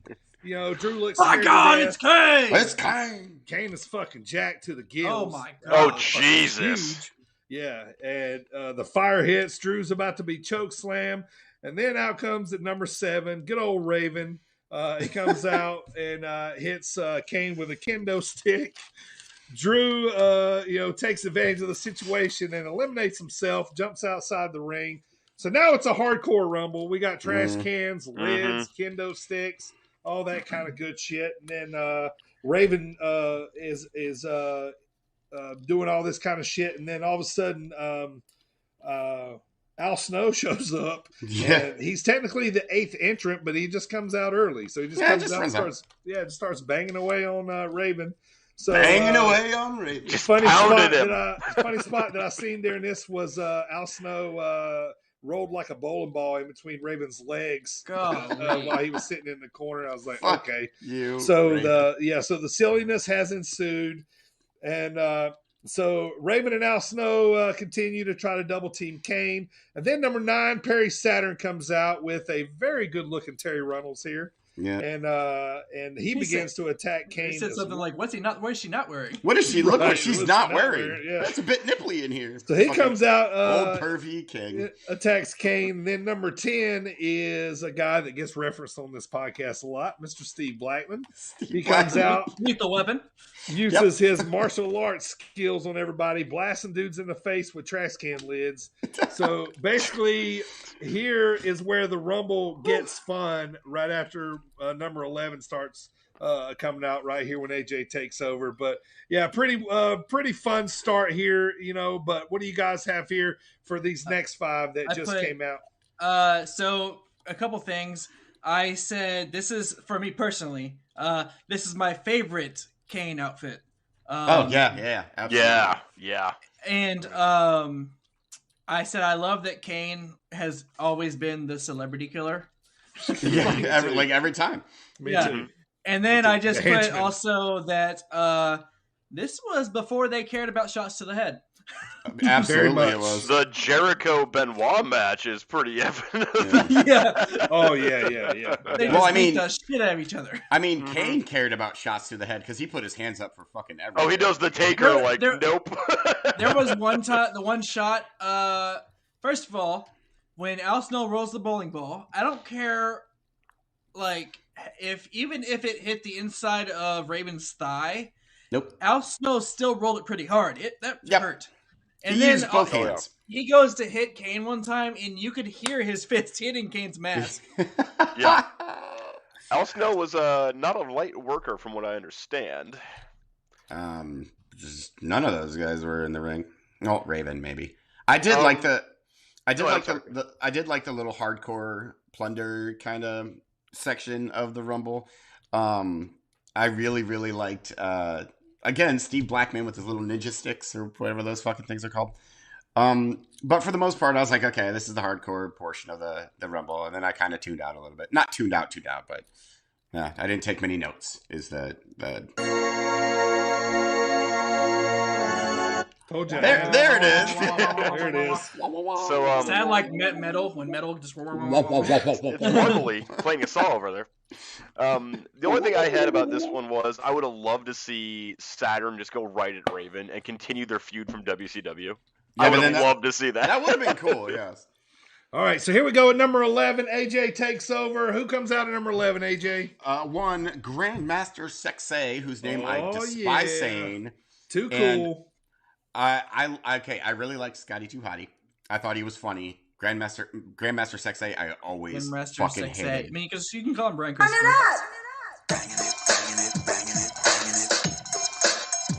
I hated their dance. I hated. Not if I know, right? So he comes in and he gets hit with the garbage can by Kane and bounces. He goes down and then he bounces up like a spring. What the hell was that? It's hilarious. He got hit on the top of the head and he went up. Because all that kinetic energy, compressed, and then he went boy.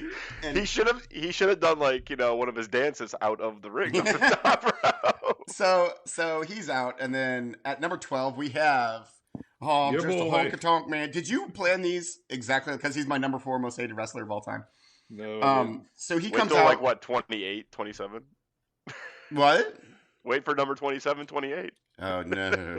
So, number 12, but I will say Honky Tonk Man at this point has one of my favorite spots because, he does his whole shtick where he sings along with his music.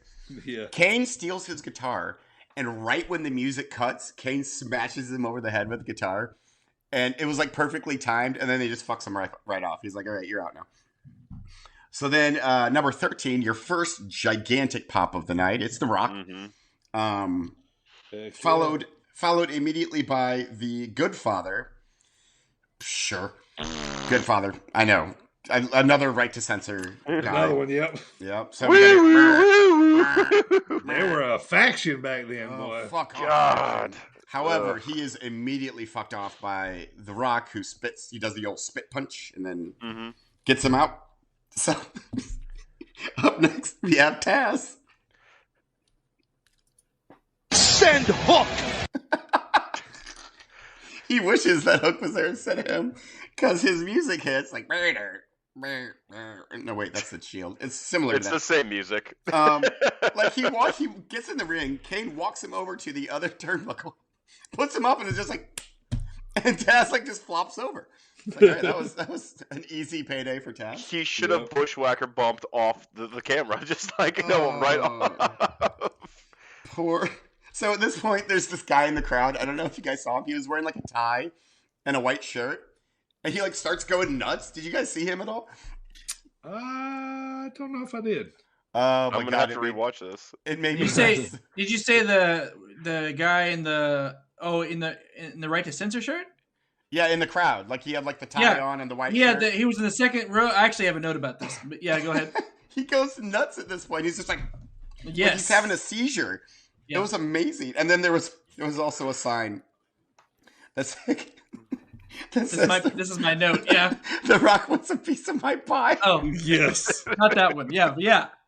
I was like, that's not family friendly. It's a different time back then. So, all right, we'll stop at those 5. What do you guys got? All I got was I said they did Taz so dirty. They really did. Yeah. They chopped him the fuck out. Get ready, Mickey James. It's coming for you. Hardcore country. Hardcore country. And I said, also, a guy in the second row was not only a nut dressed like a right to censor, but he held up a sign that said, "My crap is bigger than Taz." Yes, yep, yep. I've seen that too. One thing I got was it was an awesome guitar shot. Loved Rock it. versus Kane to start was really sweet. I enjoyed that. I wrote this a lot, but right here, I miss JR and Lawler together. They were just good, right? They there were. this They time. were. You know what I Yeah. mean? So good. Yeah, that was all I had up to this point. Mago. Fuck the Good Father. Fuck Right to Censor. Awful. Just awful faction. Mm-hmm. Kane is awesome. Honky Tonk Man played his role perfectly. Loved it. Honky Tonk Man actually might have gotten in the same amount of offense that Taz did. Think about that. Yep. Well, he was certainly in there for longer than He was than in fucking there Taz longer was. than Taz. Because he was in there for the duration of his stupid song. And he had to be hit with a guitar to get hucked out. Taz just got like pushed. Just like a little nudge.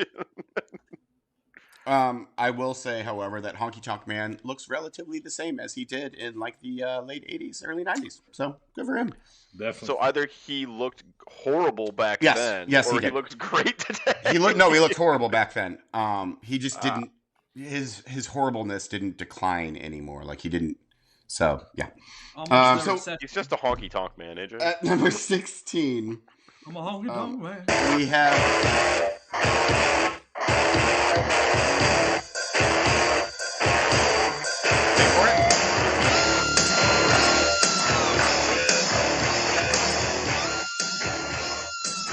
Mr. APA himself. That threw me off so much. Fucking I was like, Bradshaw. I did not press any buttons.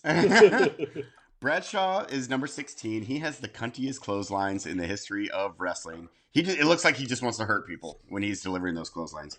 They're vicious. They are nasty. They are vicious. So at 17 we have Albert, who sure I've always been indifferent towards Albert. Didn't like him, didn't hate him. I was like, yeah, whatever. There's Albert. He does do a nice Albert bomb or whatever he called that thing on Bradshaw. So that was pretty cool. At number 18 we have Hardcore Holly. Fuck right off. You guys all know. How do you like me now? Not at all. I think you meant to say Sparky Plug. Sparky Plug. As he will always be known as. Hi there, I'm Sparky Plug. Fuck off. Fucking Hardcore Holly. I haven't had an elimination in a while, by the way. All these people after Taz are still in the ring, including Kane and The Rock. So number 19 is the previously known as K-Quick, otherwise known as R-Truth. Oh, I hated his song. I hate it. God, you want to talk about a guy that's never aged. Oh my God. People over there, what's up? That was a fantastic R-Truth fucking impression. Oh my God. Oh boy. All right. So K-Quick he looks identical to what he does now. Yes. This He's thicker Rumble now. was He's just thicker. He's got more muscle. Yes, but this Rumble was 21 years ago. The man has not aged a single day. It is amazing. Also, it reminds me, like everyone always forgets how awesome R-Truth actually is in the ring. He's like the most athletic person ever, but he's so fucking funny that's what they make him do. They're like, you go do funny things. And he's like, all right, I'll do that. I know. So then at number 20, before I throw it over to you guys. Hello, ladies.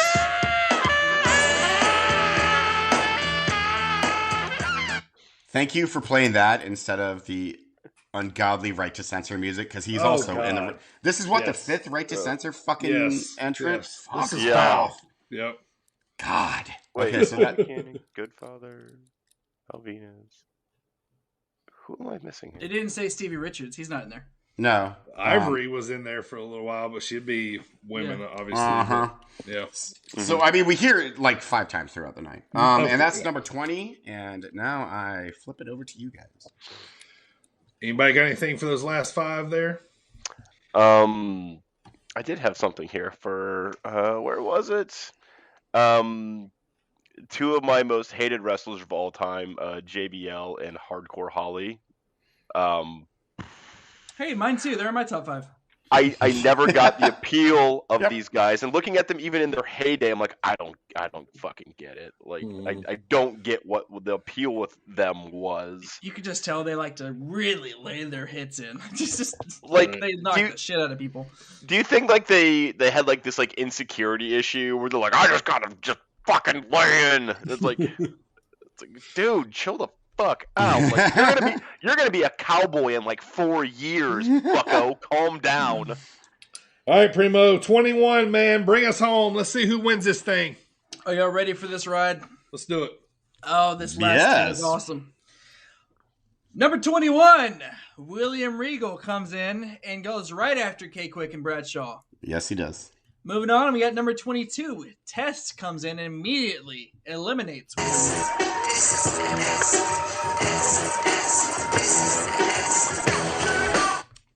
Fucking Test. And like I said, Test eliminates William Regal. Number 23.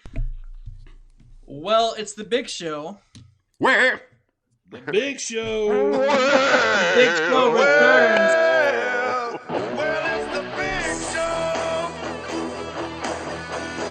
He returns off of his hiatus and eliminates Test and K-Quick. Then he hits everyone with a choke slam. And that's back when he was doing the like a complete takedown choke slam. The awesome choke slam? Yeah. The best version of it. And then he gets eliminated by The Rock with the almighty powerful Rock Slap. Yes. Yeah. It was one of the quick ones. Spit, slap. Oh, out of the ring. Big Show. That's all it took. It was the move of the most devastating move in the match. Right. So then he throws a big tantrum and choke slams The Rock through the announcer table. But The Rock was not eliminated at this point because he was pulled under the ropes. Take note, Macho Man. Also, number 24, Crash Holly comes in, but it's overshadowed by the events that had just taken place by the Big Show and The Rock. That's 21 through 24. Do you guys have anything up to this point? I liked Big Show's belly top. Yeah, he was wearing like a crop top type of thing. Like a belly top. And these shorts. Yeah, like his biker shorts and a belly top. How much steroids does Test do at this point? All of them. Like, if you had to give like a percentage of the steroids, like is like 80% in the world he does all of those? Like, he is a roidy dude. So for me, at number 21, I had Regal. I just said, man, it's just awesome to see Regal at being on the Rumble here after being released. I just like how when he got eliminated, they were like, he besmirched him. besmirched. Right, yeah. He was molested. All right, moving on to number 25. Oh, no. Wrong entrance. How dare you? Yes. I don't care. This was Limp Bizkit rolling as the American Badass. That was the lamest Undertaker. version anyway. Oh my! It was all awful. Of you know your role and shut your mouths. The American Badass Undertaker rolled out on his motorcycle.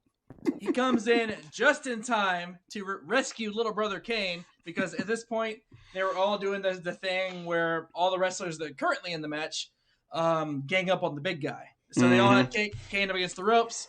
Undertaker comes in, Kane goes, bah! And then all the wrestlers get scattered.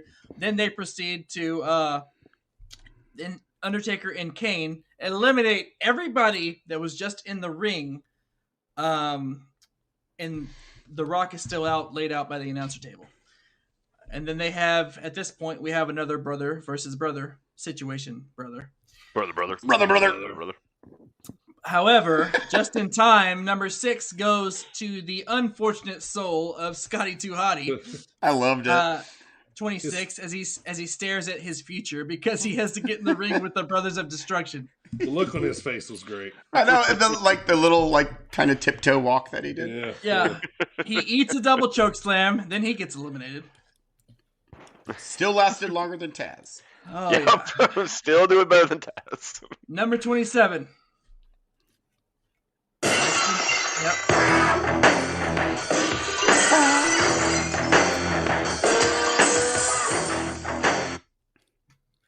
The roof blew off the place. Stone Cold comes out, but Triple H assaults Stone Cold on his way to the ring due to events that transpired earlier in the night. Whenever Stone Cold cost Triple H the title. Meanwhile, The Rock has made his way back into the ring and is facing off with the Brothers of Destruction, while Austin and Triple H fight all over the outside of the stage and ramp area, and Austin gets busted open. Number 28, the one Billy Gunn sprints past Triple H. I'm a nice man. Just for AJ. And Stone Cold to make his entry. Then refs. What a jobber. Yeah, he gets ready. He looks at him and keeps on going. He's like, I don't want no part of that. He must have just finished filming Adventures of Billy Fishbelly. And he got his sandwich payment. So. Yeah. So he was good to go. The one Billy Gunn where he was solo before Billy and Chuck happened. This wasn't a very long time, was it? No. After New Age Outlaws and in between New Age Outlaws and Billy and Chuck. It was basically enough time to dye his hair and pierce his belly button, and that was it. He had 2 weeks as the one Billy Gunn. He was like, "Oh, dye my hair, pierce my belly button." You know an awful lot about Billy Gunn's history, AJ. I mean, you could see his dyed hair and his pierced belly button. A suspicious amount. Number 29, we had another our next surprise entry as Haku makes his entrance and immediately goes after the Brothers of Destruction. The crowd didn't like Haku right here. No, but I thought it was a cool little nostalgia entry. I thought that was a legit legend entry. Yeah, fucking Haku. And number 30, as they had been talking about all night, the guaranteed spot went to Rikishi, who was a bad man. Boo. You know, no music for Rikishi? No, nope. Fuck Rikishi. Oh. Okay. That was an emphatic fucking no. So, number 30 is Rikishi, as it was predetermined for him to be the final entrant. He tries to be smart and attacks Stone Cold on the way to the ring, because at this point, Austin is all bloody. He's kind of starting to get up from that assault from Triple H. And make his way to the ring. But as Rikishi goes on by, he's like, all right, I'll kick him while he's down. He tries to hit Stone Cold, but Stone Cold just unleashes hell on him. And then he throws him in the ring, and then Austin gets in the ring. And that's the last entrance. Up to this point, what do you guys have on the entrance? And then I'll go to the whole climax of this thing. How many Hall of Famers in the ring at this point? Stone Rikishi, Cold, Haku, The Rock, is DX Brothers of Destruction. Oh yeah, DX is in the DX. Stone Cold. You said The Rock. All of them? That's it. All of them. All of them? That's it. All of them. That's impressive. They're all Hall of Famers. Yeah, it's pretty dope. Yeah.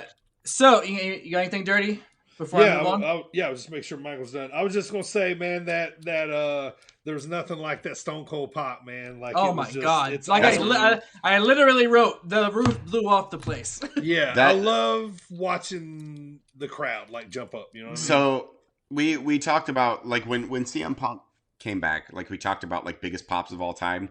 I think this right here is legitimately the biggest pop of all time. My other note was I was laughing at Billy Gunn because he was running so fast. He like slid in and like basically ran into Undertaker's ankles. Yeah. They had to stop and like stand up, and then they went fighting. You know what I mean? Yes. Like, yeah, because he's awful. Yeah, Fuck you, Billy Gunn. It was hilarious, but that was all I had coming up to the finish. Yep, me too. All right, let's run this thing down. So, Stone Cold eliminates Haku right away. Then Rikishi super kicks The Undertaker and eliminates him. Fuck off, Rikishi. Sorry. Sorry. I believe, yeah, so Undertaker has like this thing about getting surprise eliminated. Mm-hmm. But Don't like it. Right after that, The Rock eliminates Rikishi. The final four now are Kane, The Rock, Stone Cold, and Billy Gunn. Duh. What a dream match. And Billy Gunn wins. Yeah, exactly. So, and I said, doesn't last for long, as Stone Cold eliminates Billy Gunn pretty quickly as the final four happens there. Mm-hmm. So, moving on, we have The Rock and Stone Cold. They have the coolest stare down. Because Rock is getting up, Stone Cold's getting up, they're in opposite corners. Stone Cold is one of the most intimidating bloody faces there is. Yeah, like he wears the mask well. Yes, he does. Dude looks psychotic. Austin hits a stunner on The Rock. His boots are untied. Kane intervenes. Lou Thez press. Rock bottom on Stone Cold. Kane gets thrown out between the ropes, but not over the top, leaving The Rock and Stone Cold alone for a few moments. Kane comes in while Rock is trying to eliminate Stone Cold and eliminates The Rock. Final two are Stone Cold and Kane. Kane lands a choke slam on the bloody rattlesnake. He signals it's the end, but Austin kicks him right in the balls. Kane grabs a chair, but doesn't get a chance to swing. Stunner! Then Austin grabs the chair and swings for the fences as he knocks the shit out of Kane with 3 chair shots and then clotheslines him over the ropes. Austin wins! And I said, damn, no one can get you amped up like good old JR. Yes, exactly, man. Same here. Those chair shots were brutal. Yes, they were. Yeah. Mike, what do you got for the end here, man? That final 3, man, like you could not ask for a more high profile last 3 than that. Like Jesus Christ, The Rock, Stone Cold, and then Kane. Like, oh my God, it was incredible. It was incredible. Yeah. I do like the his boots are untied call. No, this is probably my favorite Rumble of all time. We'll see coming up, but at this point, it is my favorite. Yeah, it certainly has some of my favorite Rumble spots of definitely. all time. The cast of wrestlers that were in this Rumble, and it was great. The roster at this point is just right. It was deep. Man. This one was just fantastic. My last 2 notes here before I shut it down, man. I love the small stories they told throughout this 30-man, you know what I'm saying, with the Brothers of Destruction, the Hardys in the beginning, the RTC. Yeah, basically, Right to Censor jobbing out to everybody, you know what I'm saying? So it was kind of like they got their due. Oh, my God. I would have been so annoyed if I just had to hear the music all night. Oh, I know. But last thing, though, man, when Stone Cold does the stunner, man, that thing is just timeless, dude. Like, it's just a moment frozen in wrestling time. And those during that era when he was just hot, like the pop, the sell, like the setup, the kick, and you knew it was coming. It was like, you know what I mean? It just makes you feel, man. You know what I mean? Like, yeah, it's pretty wild. So you guys got anything else before I shut it down here? Great Rumble. One of the best. Great. I loved it. And I really enjoyed watching it. I did too. Aftermath, though, Stone Cold would go on to face The Rock and defeat him for the WWF Championship in a no disqualification match at WrestleMania 17 in April. Right after this, later that year in Houston, Texas, at the Astrodome is where 17 was. This was Austin's third Rumble win. And the other note. X7? Yep, the X7, yep. And then Jericho Benoit ladder match was a great match on this pay-per-view. Go check it out. So those were my last notes there of so that will close up Royal Rumble 2001. Come back next week. We're going to be covering Royal Rumble 2002. Go watch that one so you can follow along next week. So that will close the Dropkick discussion of the week. All right. Next up, guys, I got a really cool promo school here for you today. This one comes from 2013. We all know, AJ Lee is with, CM Punk's wife. Well, she was a big wrestler in the 2000s. She was the Divas champion. You know, they had this big Total Divas show on E where it had Natalie and the Bellas. Well, there was this famous promo. They called it the AJ Lee pipe bomb from 2013, where she comes out and just basically tells all these girls what she thinks of them. They're all in the ring after a match out there celebrating. So here's promo school for this week. AJ Lee's pipe bomb on the Total Divas cast from 2013. OMG, you guys. I just watched last night's episode of Total Divas, and it was insane. Oh my gosh. I mean, the Bellas were dealing with their obvious daddy issues. The Funkadactyls broke up and then got back together again. Natalia's fiance isn't much of a man. And the other two were also there.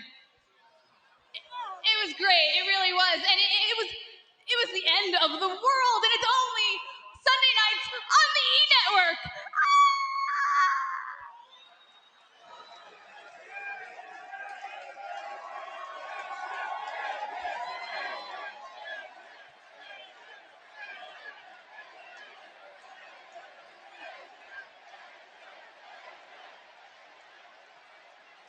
Do you want to know what I see when I look in that ring?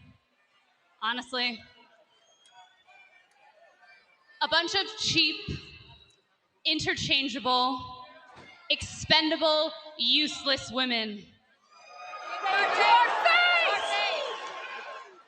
Women who have turned to reality television because they just weren't gifted enough to be actresses. And they just weren't talented enough to be champion.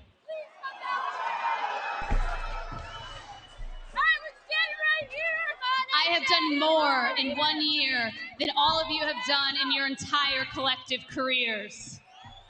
I have saved your Divas division. I have shattered glass ceilings. I have broken down doors.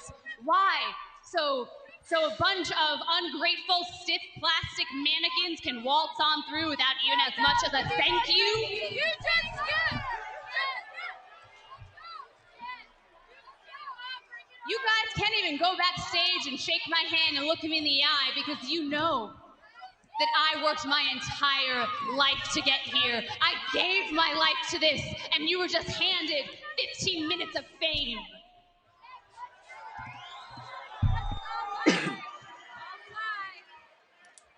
I didn't get here because I was cute, or because I came from some famous wrestling family, or because I sucked up to the right people.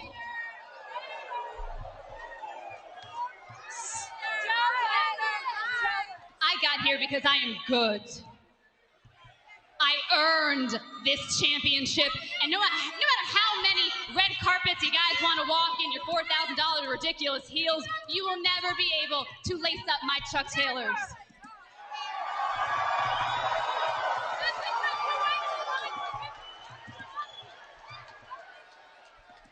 You are all worthless excuses for women, and you will never be able to touch me. And that is reality.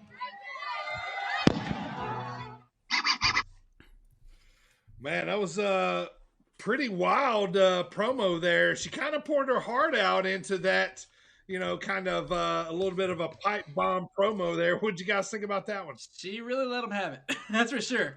Yeah. She had some stuff on her chest she wanted to talk about. Yeah, kind of a lot of stuff on her chest that she wanted to talk about. I like how they wouldn't be worth like lacing up her Chuck Taylors or whatever. That was a pretty good line. Yep. Yeah. That Yeah. was a good one. With like AJ Lee was always a great talker. Not only was she like a great wrestler, but she was also a really good promo. And that's one thing a lot of people forgot about AJ Lee is that she was very, very good on the mic. Yeah, definitely was. So pretty good promo school there with AJ Lee. We'll be bringing that back shortly. But now it's time to play a game, boys. Let's play Primo's music class. Basically, what we do here is Primo has an awesome game here. I'm usually pretty darn good at it. So, Primo, you want to explain the game here to the masses here? Absolutely. As you know, Primo, your host here, I bring to you music class. That's the game. We have 5 songs. They could be male, female faction, any promotion, any era, really. We're going to have 5 entrance songs, varying levels of difficulty, varying levels of time, and 10, 8, 6, 4, and 2 second fashion. So the first one to shout out you can shout out. I'll accept any of somebody's alias. Say if you have, for instance, Ty Dillinger and the chairman, whatever the fuck his name is right now. Sean Spears. I went blank for a second there. So you could anything like that. That's all you have to do. First one to get it's 3 out of 5. So first one to get 3 out of 5 wins. Whenever your boy is ready, we will start our first song of 10 seconds. I am ready to not know what these songs are. Let me tell you guys something. Let me tell you guys something real quick. Yes. This is war.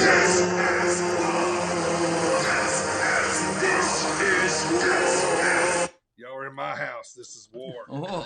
Bring it. Let's go. He's bringing it. He All right. built it himself out of logs. And all right, you ready? Your 10-second song entrance starts now.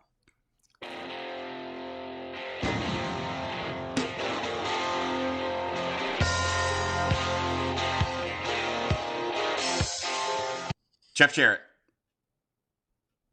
Nope. God, fuck off. I have no idea. Right to censor. Beer money? Once more. I already guessed. Everybody can go again. You all guessed. Storm? Lance, that's Lance Storm? Lance Storm. I don't know. You've befuddled me on this one.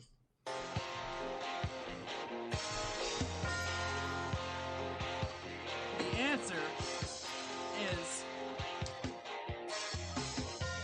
Ken Shamrock. No. Oh, yep. Never. I couldn't hear you. Who'd you say it was? Ken Shamrock. Ken Shamrock. Oh.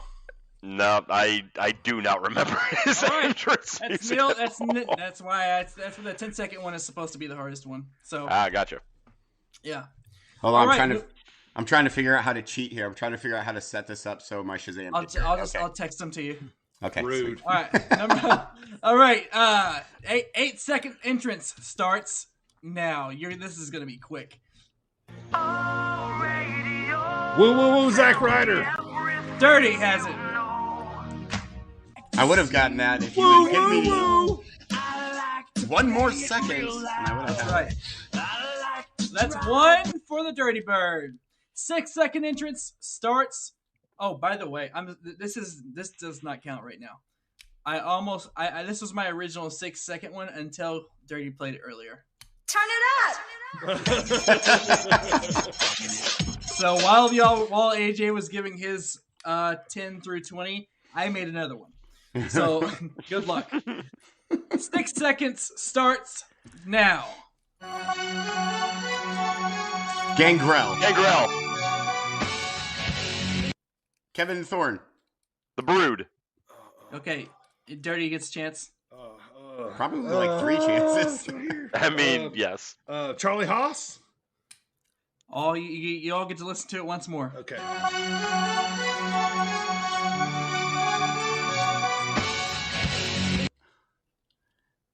Hunter Hearst Helmsley. Right to censor. Damian Priest.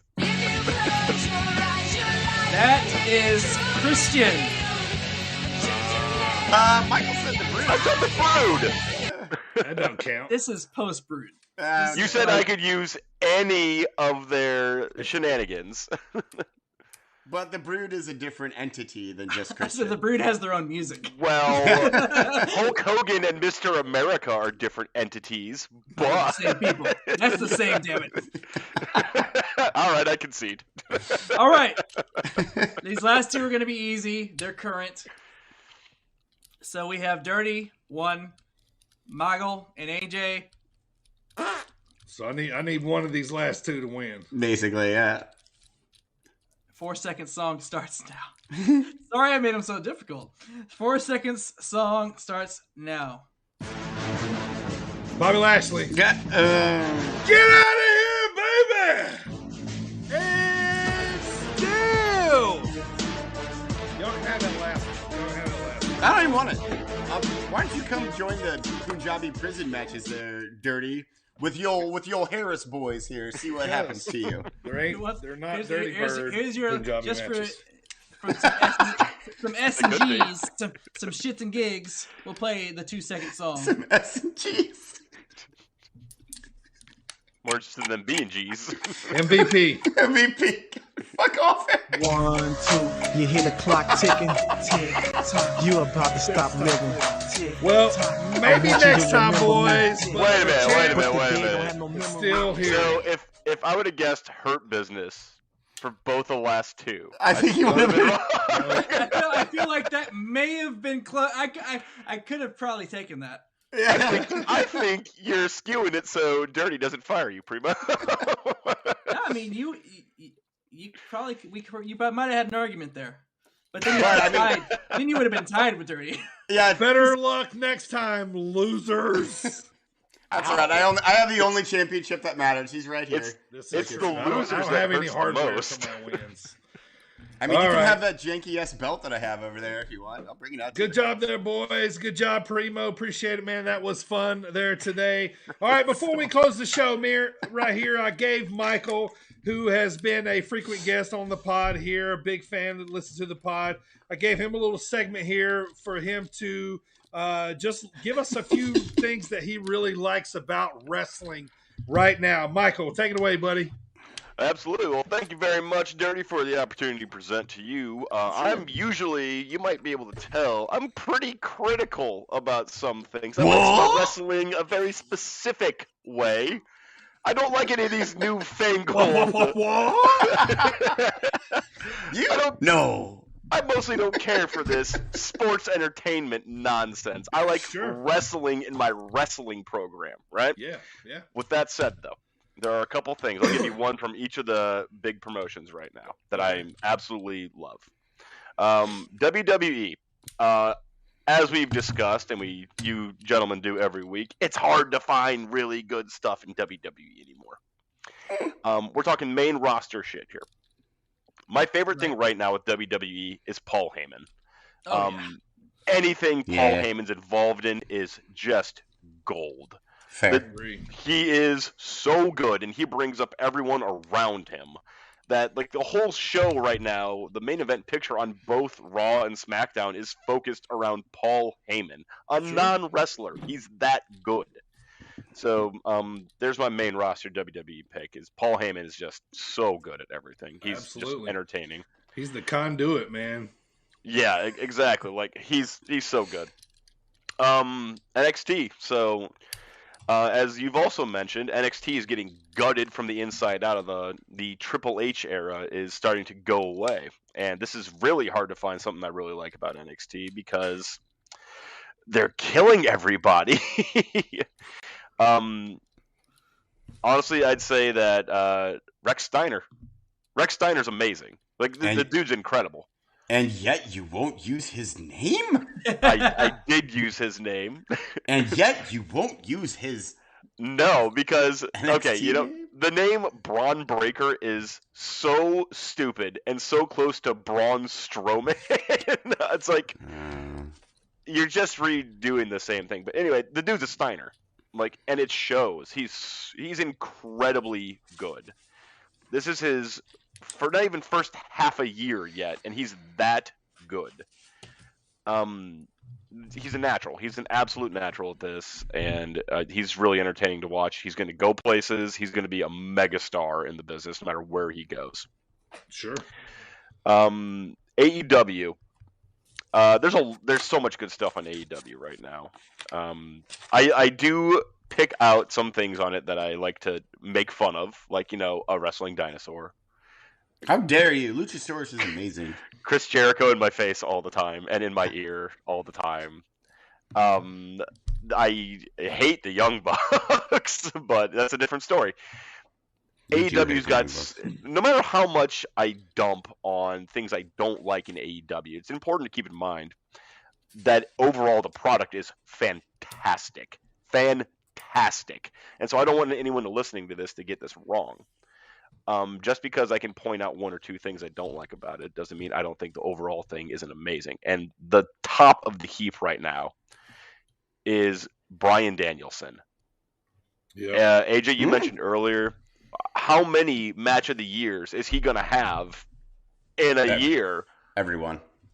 I normally, and you guys know this, I normally don't like Kenny Omega matches. I really don't. The one he had with Bryan Danielson, the time limit, amazing. It was so good. It's actually got me rethinking my position on Kenny Omega on it. So I'm not going to lie. I have disliked Kenny Omega for so long. That match is making me go back and watch other Kenny Omega matches, being like, maybe I was wrong about this guy. So yes. There you go. Bryan Danielson he's phenomenally good. CM Punk, always amazing. And they have so much of this homegrown young talent coming up. Like, there's a guy named Hook you might have heard of. Who? I know, like, no one's heard of this kid, but he's going to go places. Trust me. Send Hook! Right. And, you know, Jungle Boy is awesome. MJF is awesome. There's so much good stuff going on in AEW. It's amazing. And then the last thing I'll give you for Impact. I'm going to count them as a major promotion because they're on the television screen. So yes. Agreed. Mickey James is amazing. So hardcore country. Thank you. I did not understand why WWE dumped Mickey James. She is so good. Making too much of that money. She's charismatic. She's athletic as hell. She is so good in the ring. She's great on the mic. And they're just like, yeah, get rid of her. And because we need to keep her gear back in a trash bag. Oh my god! In a trash bag. I hope they offered her a check and she's like, double it. Right. That would be amazing to me. But those are my things I like in every promotion right now. So this is coming from a pretty cynical guy, a pretty guy who likes to be negative. Sure. And like, what? I know. And if I can pick out things from every promotion, there's no reason anyone else can't look at any promotion and find something they love about professional wrestling. Professional wrestling is fucking awesome. Absolutely. Very well said. Great points, Michael. I knew you'd kind of come at different angles, man, with that. So job well done, man. I like to see, like we said, it's no, shocker. Michael can, be a little negative sometimes on it. So I wanted to see what Michael was really enjoying, what he likes the most, because I know Michael doesn't watch, everything, but what you are watching, I want to know what you liked, as a fan. So thank you for that, man. Job well done there. I like it. My pleasure. Thanks for the opportunity.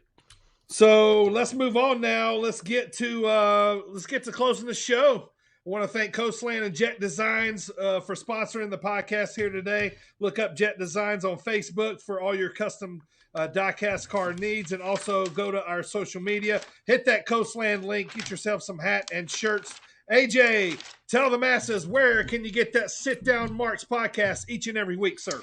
You can get the Sit Down Marks in your ears at iHeartRadio, Spotify, Google Podcasts, Stitcher, TuneIn Radio, Apple Podcasts, Amazon Prime Music, Audible, and SportsWire Online Radio, 6:15 Eastern Standard Time before number one, Mr. Thomas Bryce. And also throughout the week, like Dirty said earlier, go and give us a nice, lovely review on any of those platforms, you nerds. And also you can catch us on YouTube every Wednesday night and throughout the week. Ta-da! All right, time to get crank back up these MMA picks. Coming into this week, AJ is settled at 24-26, so he's going to make picks here to try to get back on the plus side of things. AJ, I got 5 fights to pick here for you. If you're new to the pod, AJ just picks these guys based on their names. He knows nothing about MMA here, so let's get this thing picked here. Collier or Sherman? Sherman. Bontarian or Royval? Bontarian. All right, women's match. Maya versus Chikagan. Chikagan. Salikov versus Lima. Lima. And in the main event, Qatar versus Chikadze. Chikadze, just to kind of match the other one that I took. All right, yeah, this is kind of a mid card for UFC as they're getting cranked back up. Next week is a super huge pay-per-view, so we'll be talking about that one. So Primo coming into this week with his MMA lock of the week, helping out all the gamblers out there. He is 4-2 coming into this week. Primo, help all the gamblers out there, man. Who's your lock to win this week? Oh, absolutely. Your co-main, Chase Sherman, is going to knock out Jake Collier. There we go. He's going with Sherman just as AJ did. So I picked him because he's like a tank. We'll circle back. Sure. We'll circle back next week and see how they did. Primo, what's going on the pod next week, man? Well, preview next week is we continue our January Rumble coverage with the 2002 Royal Rumble. We continue our virtual promotion draft with the Women's Superstar Draft. We play Squared Circle questions, and as always, covering all the latest to keep you up to date in the world of wrestling. All right, boys, time to get to it. Let's plant those flags, man. The 2022 Royal Rumble is 17 days away. Let's make a pick right now. Primo, get us started, man. We already know your men's pick, but tell the world once again and make your women's pick.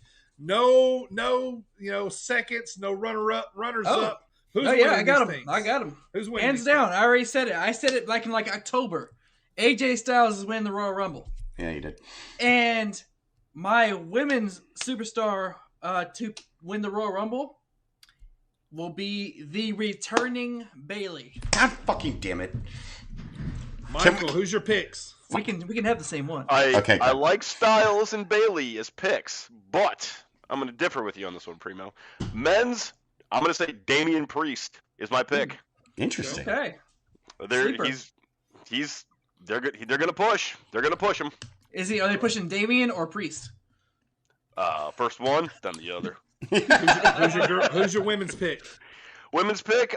This is a hopeful because I want to see it happen. Rhea Ripley. Also interesting. I love Rhea Ripley. She's a superstar. AJ, who you got? So for the men's, I wanted to say Big E, but I'm not going to because that's boring. I'm going to say, actually, fuck it, Big E. It's Big E's probably gonna win the match. For women's, I'm gonna go with Asuka, the returning Asuka. Ooh, good one. I'm gonna switch it up there. I think it's gonna be Bayley, but Asuka's coming back too. Let's have a two-time winner. What happened to Finn? Okay. He's now, not winning. y'all know I'm on the side of thinking Ronda Rousey's showing up, but I talked myself out of it. So I'm going with Naomi for the girls. I would mark the fuck out of it. Going with Naomi for the All girls. right. Feel the glow. Yeah, she's been on that, low push for a while, so it's time to bring her up. And now, since RK Bro is breaking up, I'm thinking they're going to put Randy Orton in the middle of Brock and Roman in the main event at Mania. Randy Orton wins the Royal Rumble, moves on to be in the Mania. And ties Stone Cold's record of 3 Rumbles. Yeah, for 3? Yes, sir. That's where I'm going. Oh, I could totally see that. All right, guys, that's our picks. Final notes here before we go home. You guys got anything? It's Rumble season, baby!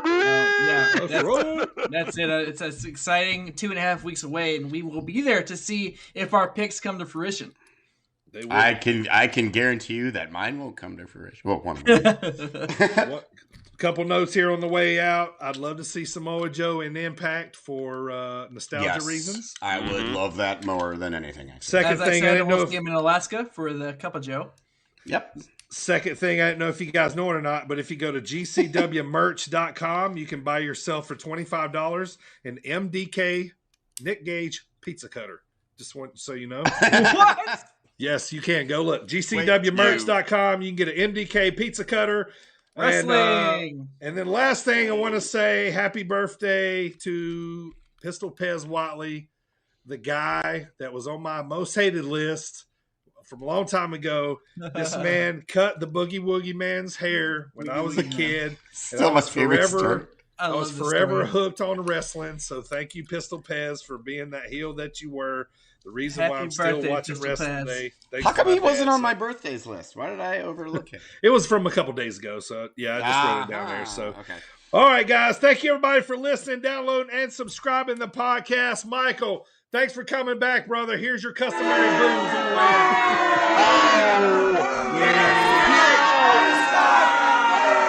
out. You marks don't know what you like. You marks like what I tell you to like. Thanks for coming back, Michael. We'll see you soon, brother. Thank you so much for being on the pod day. We appreciate your intelligence and wrestling knowledge as usual, man. Appreciate it. Always a pleasure to be here. Thanks for having me back, man. Absolutely, man. Anytime. All right. That's going to do it here. Thank you to my co-hosts, AJ and Primo. Appreciate it, guys. We'll see you guys next week. 2002 Rumble. Go watch it. AJ, take us home. Grab them cakes.